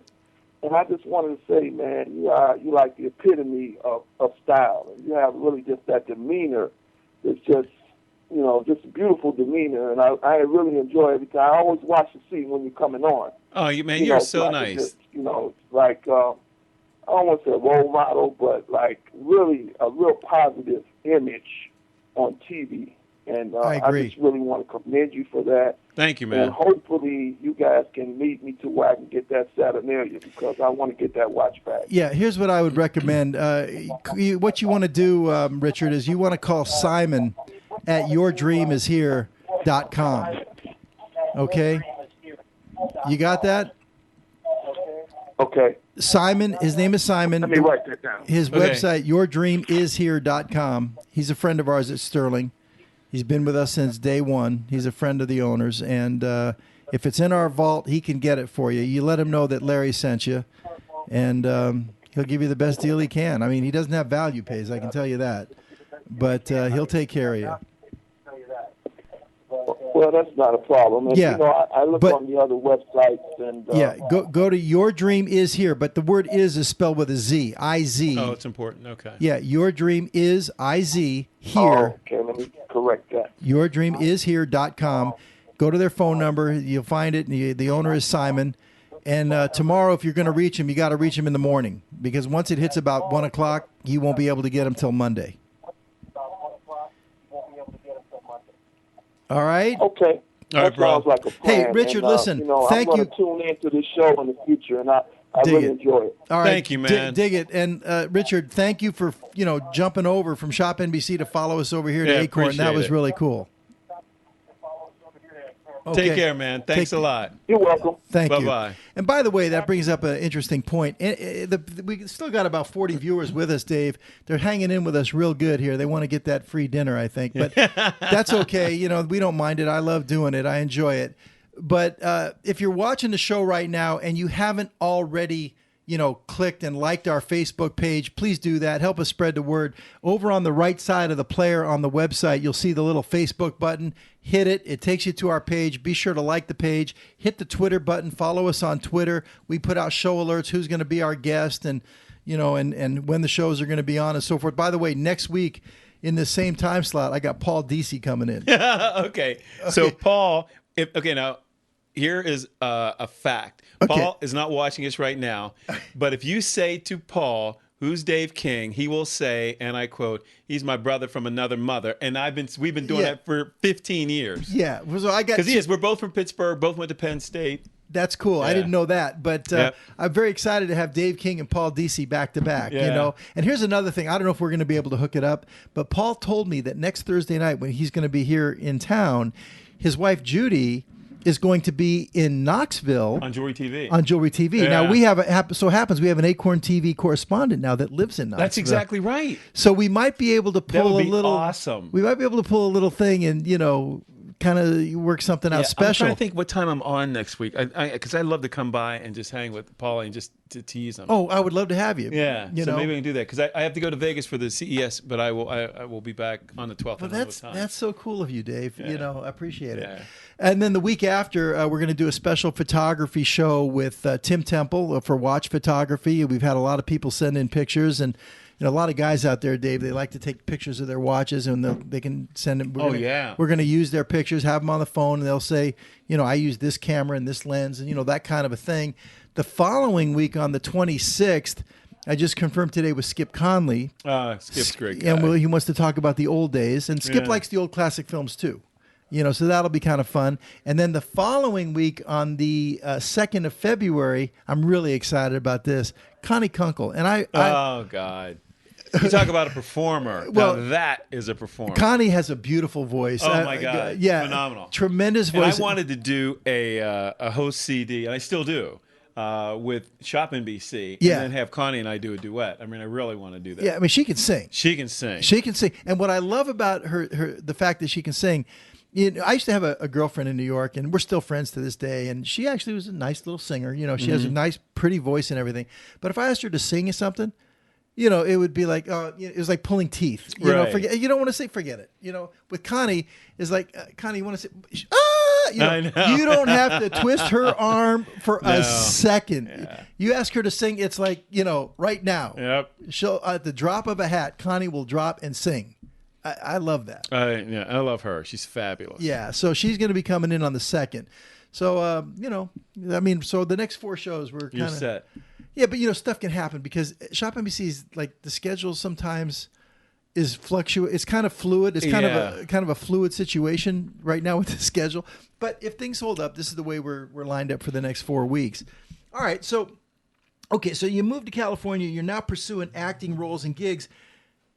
You're back in home shopping with Shop NBC. How did that happen? That was a truly a lucky gig for me, break for me. Now, you're not just saying that because Marvin's in the other room and you're trying to... No. You mean it. I mean it. Some of my favorite people on the planet work here.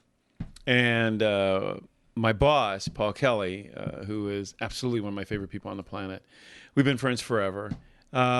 He gave me a call and said that, hey, listen, I know you're living in Manhattan Beach, but we'd really like to have you up here. And so Keith Stewart, the CEO, followed up with a call and said, let's put something together so that you're here and we'll move forward.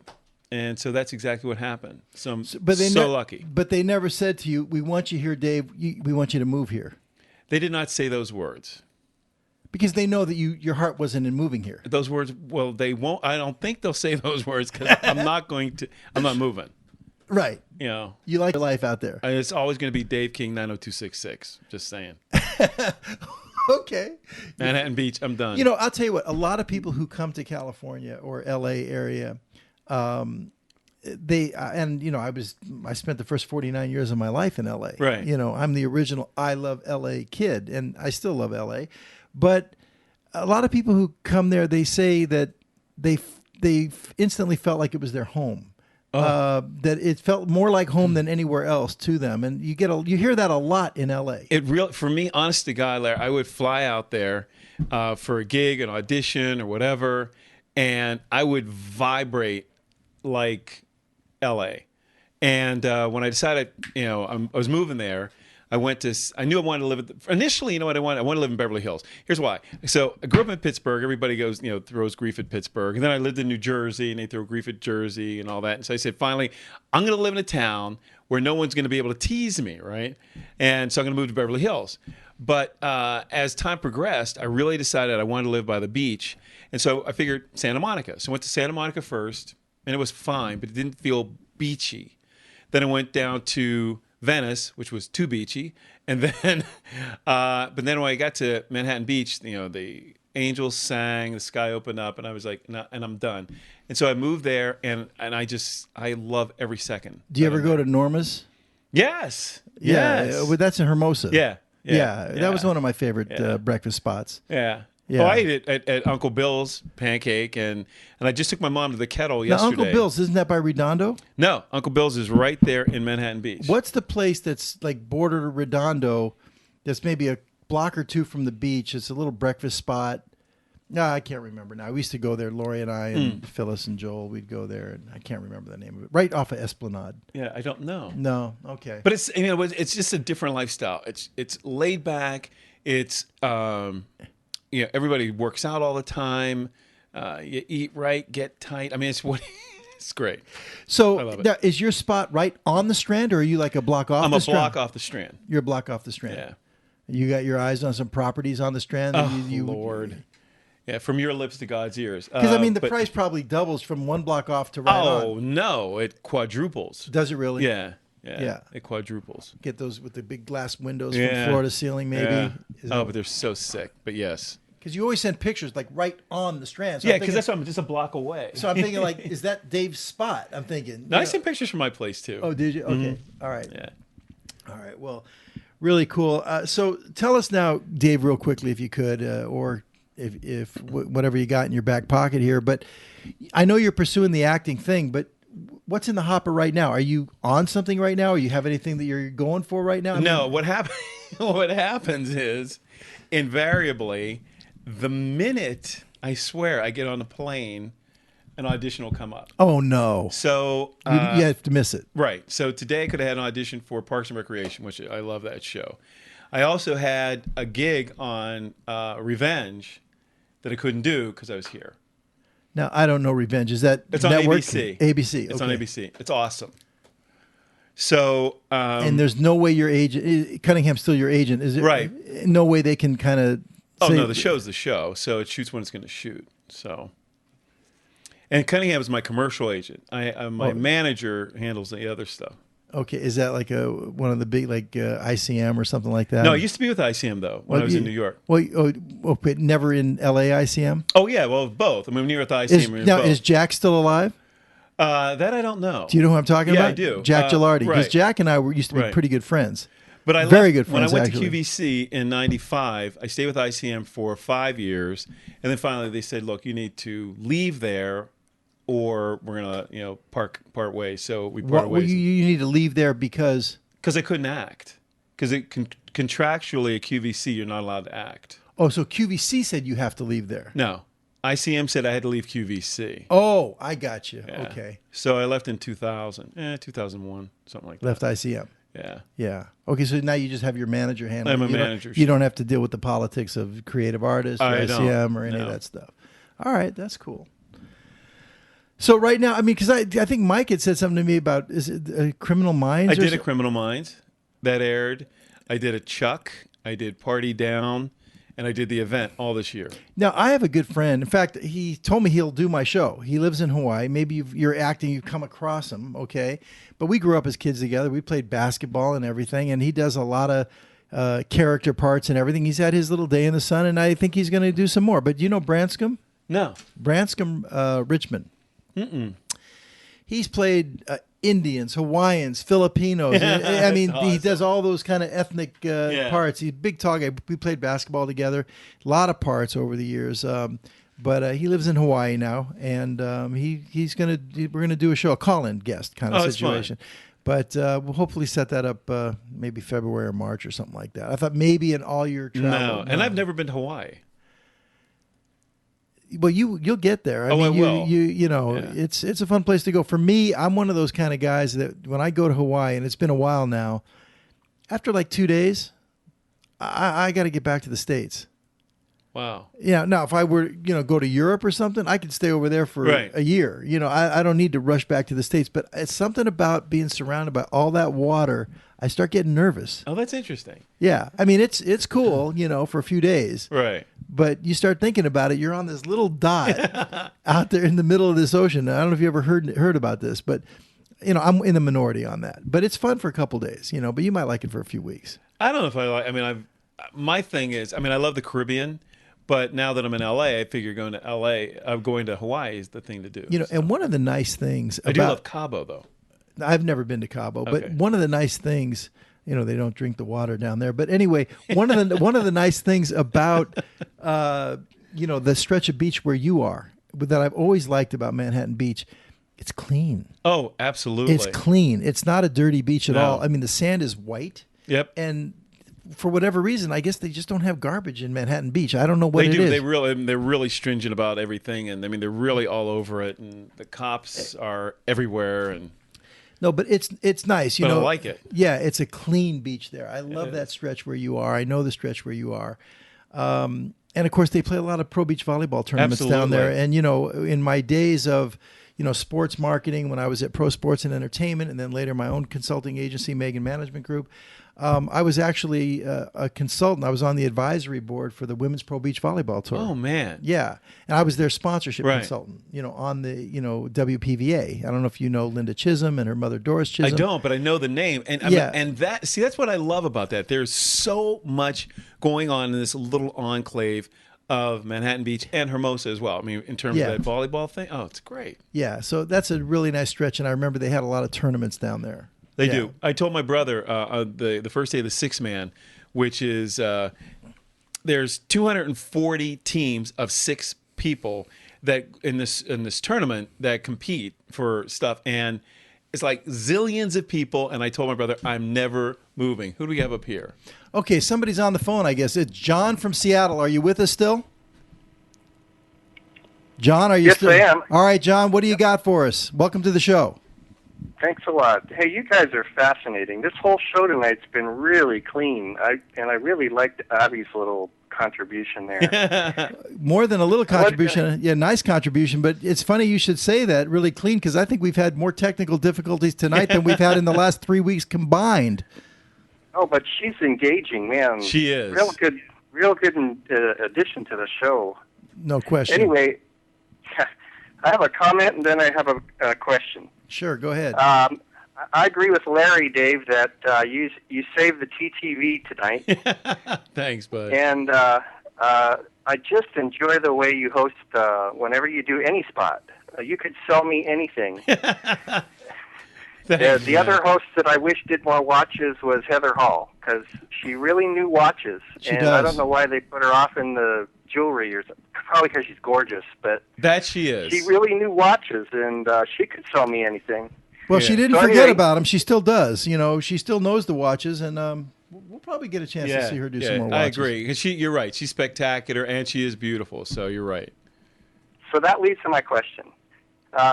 Who decides who the host is going to be for the different presenters? Do you have any choices, Larry, as a vendor? And Zero. Does the host have any choice? No. Zero. We have no choice whatsoever. I remember before Keith came in, I know you're pretty good friends with Right. Keith, with the owner, not the owner, but the CEO, The CEO, of Shop NBC, Keith Stewart. But before Keith came in, it was a little different. Mm-hmm. And the buying teams, headed by Matthew on the watch side, Right. he did have, more say about, maybe host or how many hours or who got what spots or whatever.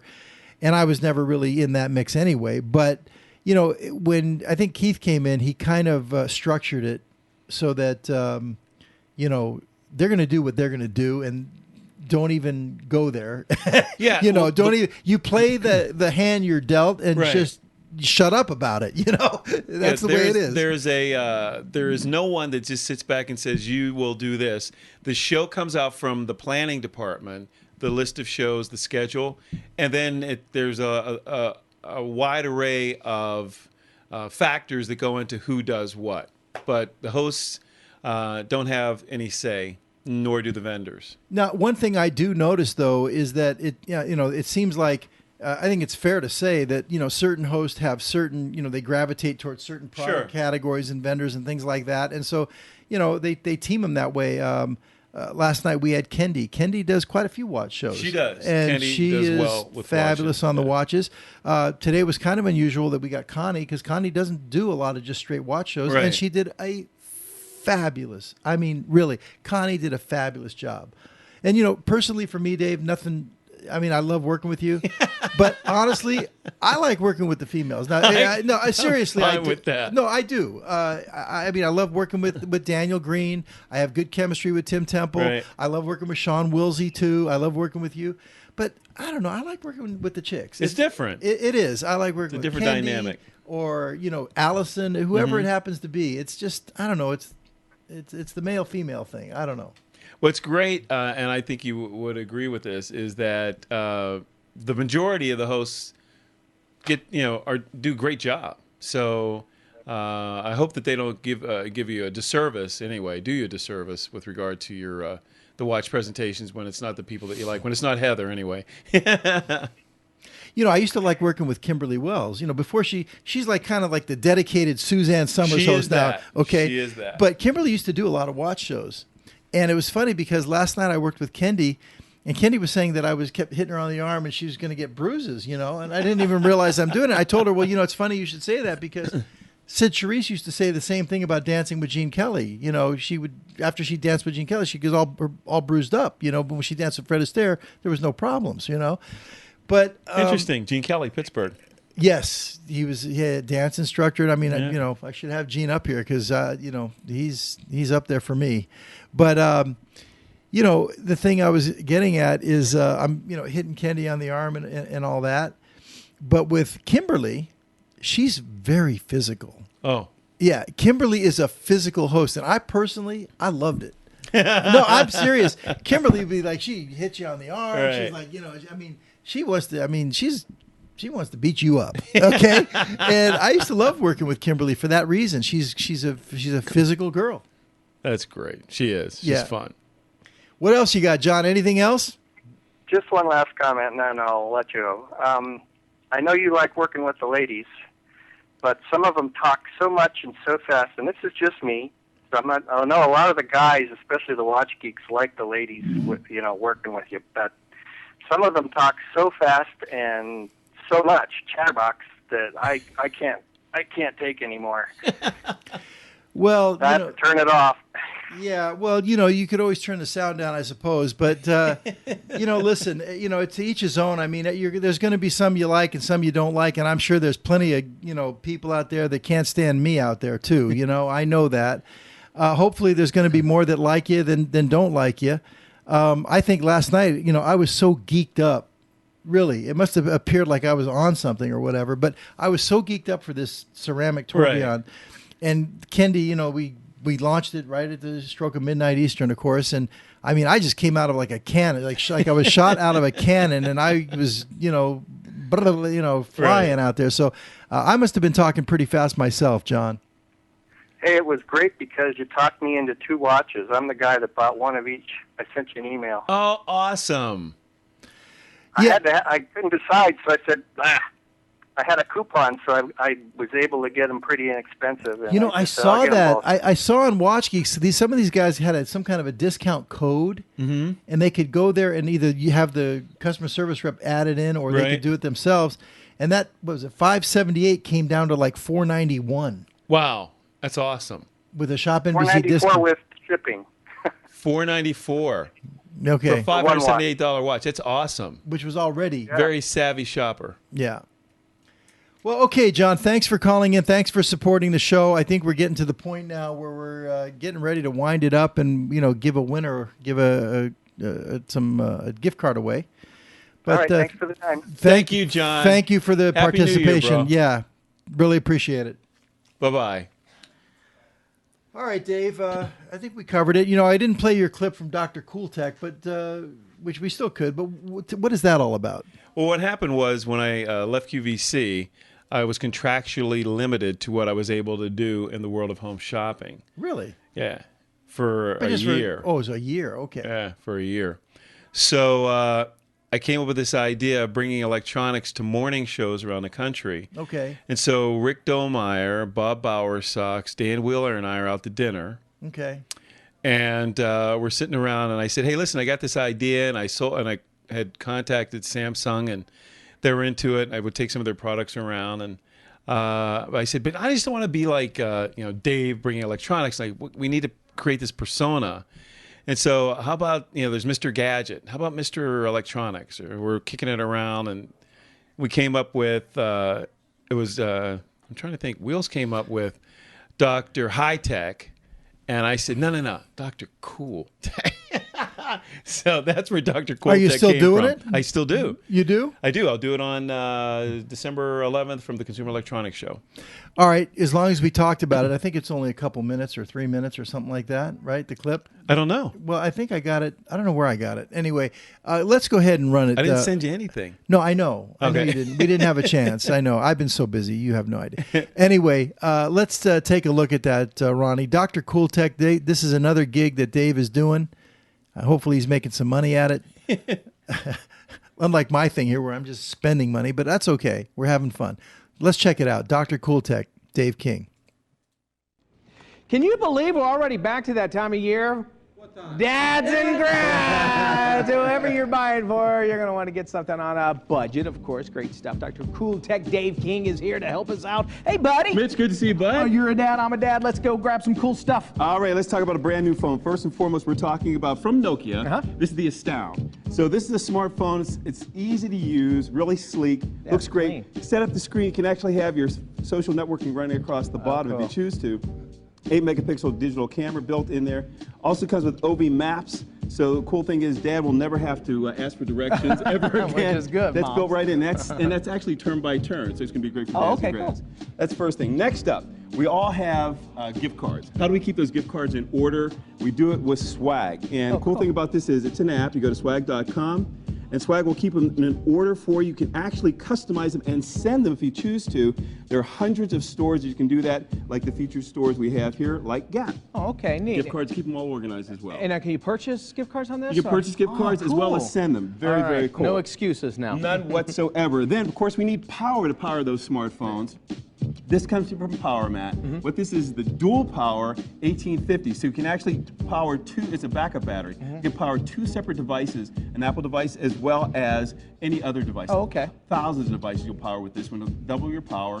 You're never without your power. All right, cool. And tell me how it works, though, with the pad. You just lay it down? Oh, yeah, so you lay it on the, well, first you just charge it on your computer if you choose to.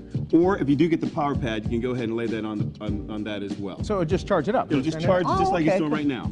Really And cool. as we're doing with the phone as well.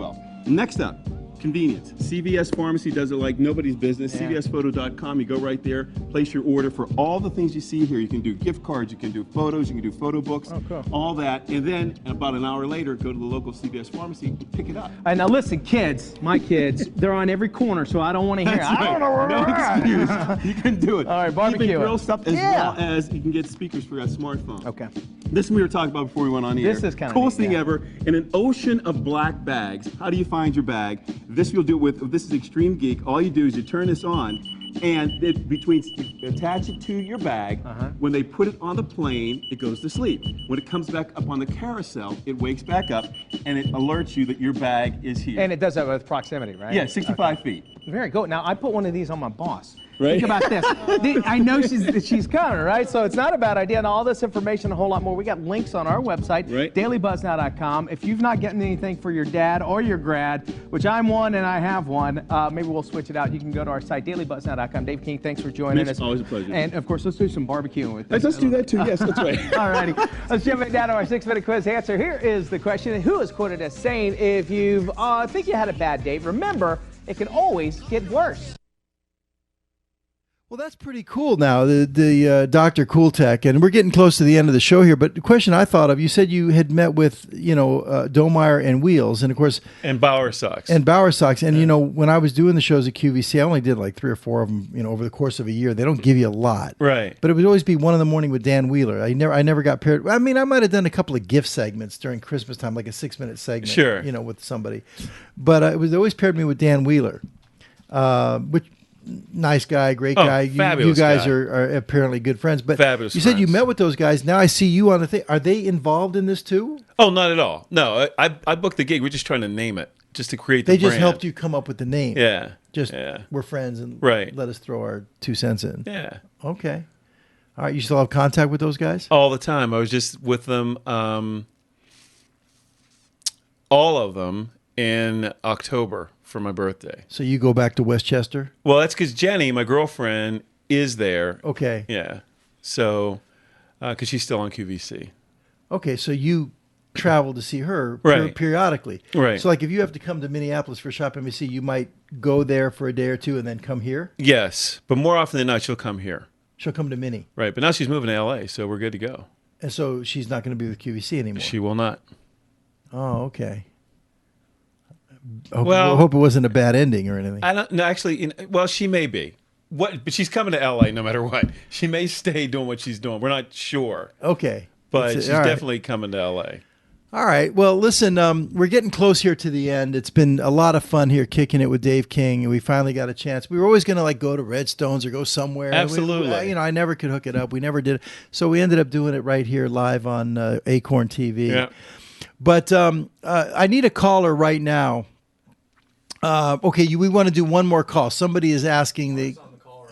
Okay, Mark is? Is it a video Skype or just a phone call? All right, Mark Goldberg, good friend of Acorn TV. He's called in, I think, almost every week. How the heck are you, Mark? I'm probably doing a lot better than you, Larry. I give you a lot of credit for, I don't know what you're on, but you. I'm not. I swear I'm not on anything. I just had some coffee in my Acorn TV mug, Mark. But what people don't understand too is they say, well, how's he going 24 hours straight? Because I really, the TTV all through the night. But what people don't know is the night before I only got 2 hours sleep. Also, man. Oh, so I am running on fumes. But it's funny, doing this. It doesn't feel like it's any work or hard at all. That's true. It's just chilling. We're just chilling, Yep. and we're going to go have some wine in just a moment.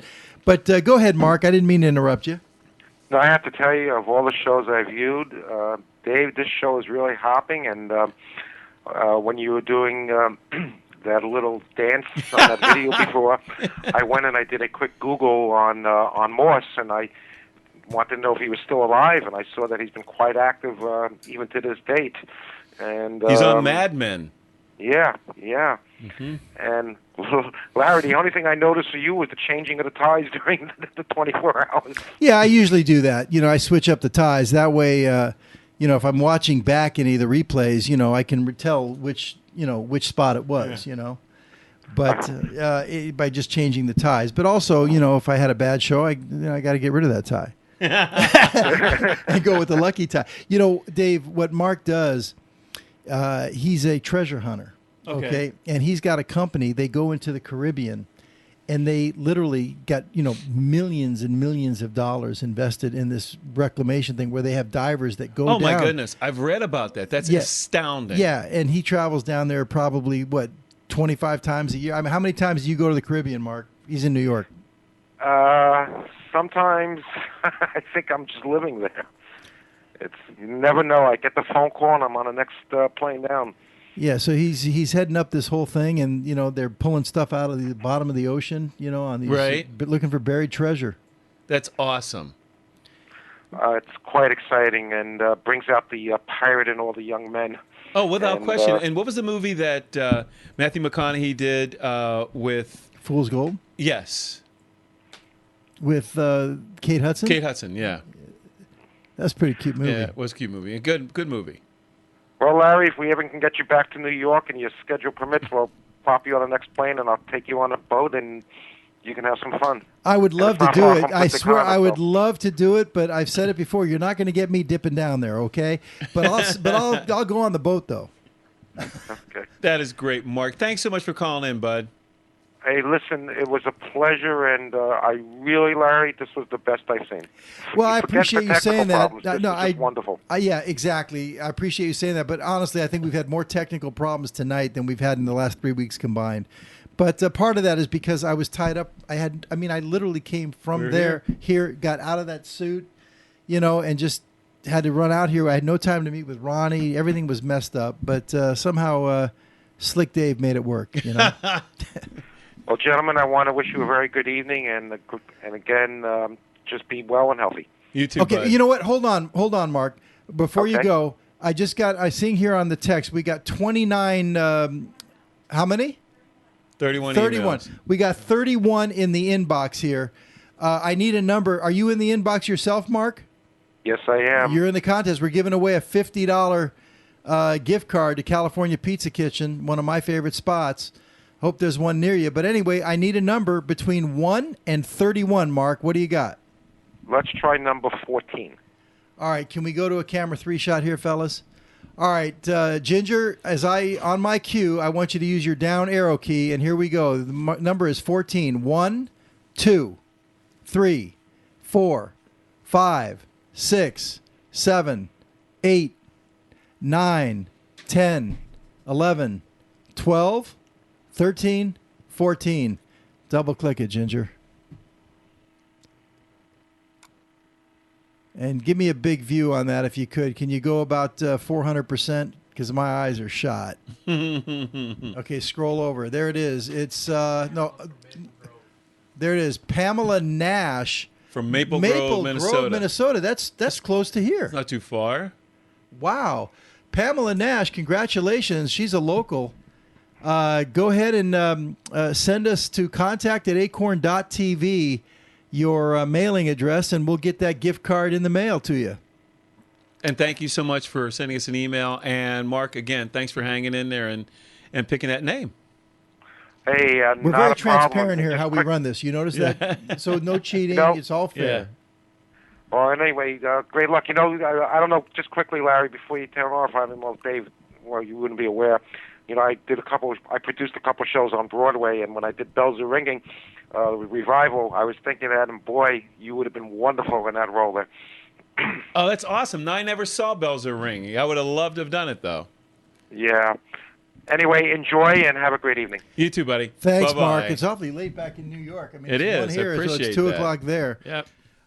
Does that mean we've been going 3 hours? No, 1 hour and 56 minutes so far. You see in the streamer up on the top I do. right? Yeah, I didn't That's notice our that. running time right Well, there. there we go. Well, we had a winner, Pamela Nash, a local here in Minnesota. We covered a lot. Oh, you know what? I almost forgot. See, I'm so, vermished. I'm just a nice Jewish boy from the valley, from the San Fernando Valley. But I end every show. I know you haven't seen my show before. Right. But my favorite is Judy Garland. And you probably can tell I have her above my fireplace. Above the fireplace. Right there she is. Right, exactly. So I have to get just a little Judy into every show. So Okay. we end every show with a segment or, just one number from Judy. Okay? I love it. So, and we call this segment Always Chasing Rainbows. And the reason for that, before we go to it, Ronnie, is because, people will always say to me, well, what was your favorite Judy Garland movie or something like that? And the truth is, it's hard for me to say a favorite Judy Garland movie because I actually think that all of her movies are like, there's always something wrong. There's like a little flaw with all of them. Okay. To me, it's not about her favorite movie. It's about her moments with her. Every movie, she's got a great Judy moment or 2 or 3. Right. But there's never one perfect movie. And I always find those moments, whether it's from her TV show or her movies or her concerts, to me, they're moments of inspiration. I find them inspirational. My mother, she was my mother's favorite. We'd sit around the house in the early 60s and, it was appointment television to watch the Judy Garland show, Right. So I find them inspirational, and we call this segment Always Chasing Rainbows. And let's go to it now, Ronnie.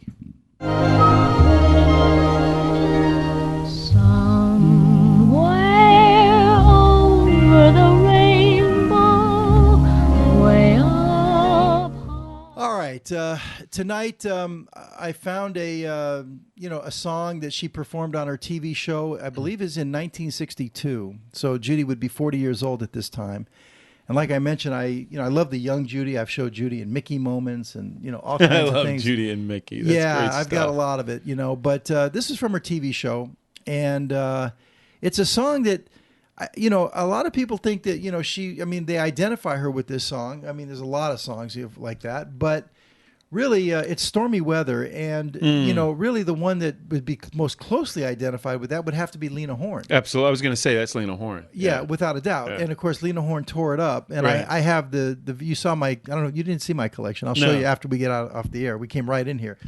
But I've got the original, what Lena did it in the movies. Was it Cabin in the Sky. Was that Cabin in the Sky she did that? Yeah. Was it? Okay.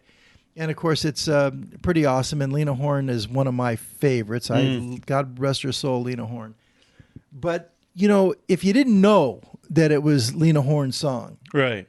You could be tempted to think, 'cause Judy tears it up. Oh, absolutely. Judy does make it her own. She Yeah. does it differently than Lena. And this was from her TV show, Judy Garland singing Stormy Weather. Let's check it out.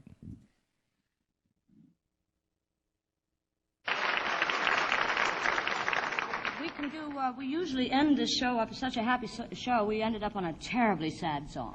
So I don't see any reason to break the pattern. Let's try where? There you go. Let's try it.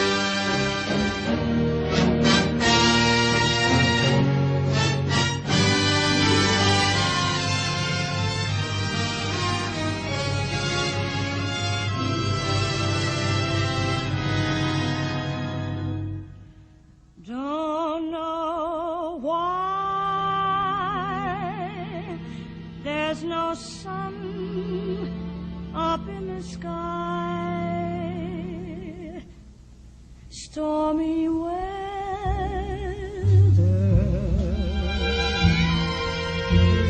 since my man and I ain't together. Keeps raining all the time.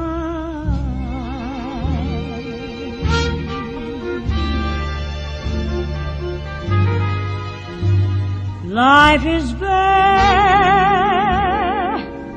gloom and misery everywhere. Stormy weather, just can't get my poor self together. I'm weary all the time.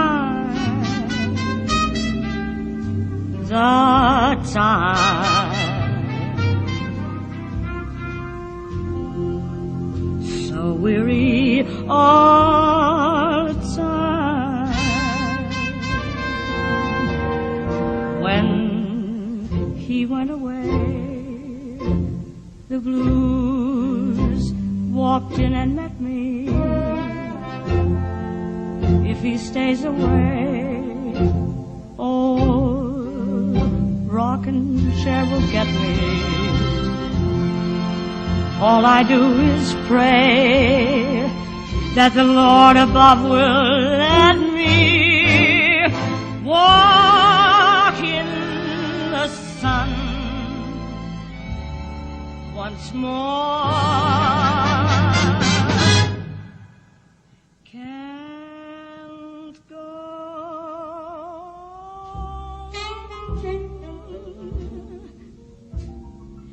Everything I had is gone.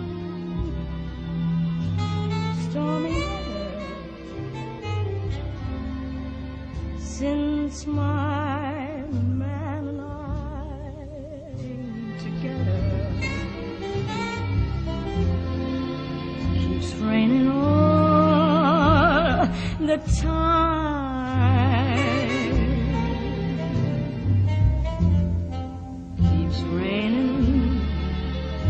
All the time.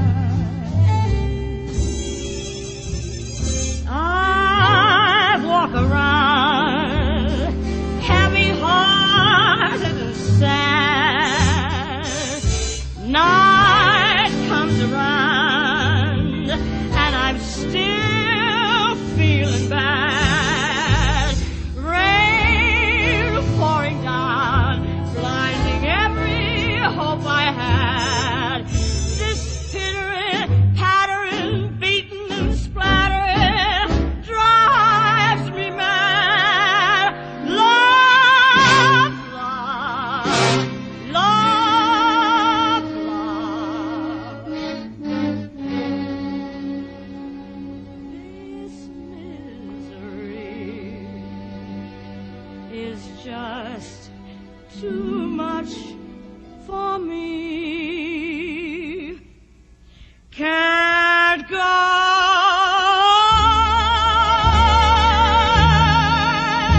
Everything I had is gone.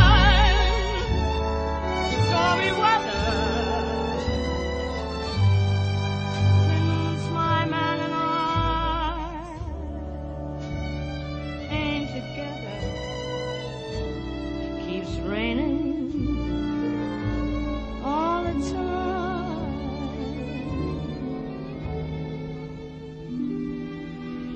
Keeps raining all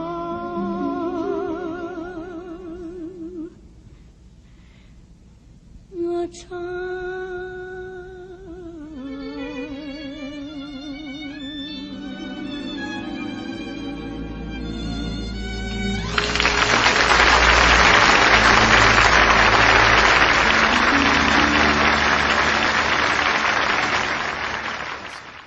Well, that's a wrap for tonight. Dave, I want to thank you for coming in. Any last comments on Judy? Or she's amazing, amazing, amazing, and phenomenal rendition of a classic song. And she's missed always. But I appreciate the opportunity. I had a ball. I hope you did too. I thank you so much for sticking around. And he's a good man. Good man. Well, right back at you. I want to thank Savvy Abby. She did a great job tonight under tough circumstances here. Hopefully we'll, get some of these bugs ironed out, these kinks ironed out next week. And thank you all for following us tonight and participating. And just remember, always keep following your dreams, keep chasing those rainbows, never give up. Until next week, I'm Larry Megan. Peace, love, and all good things.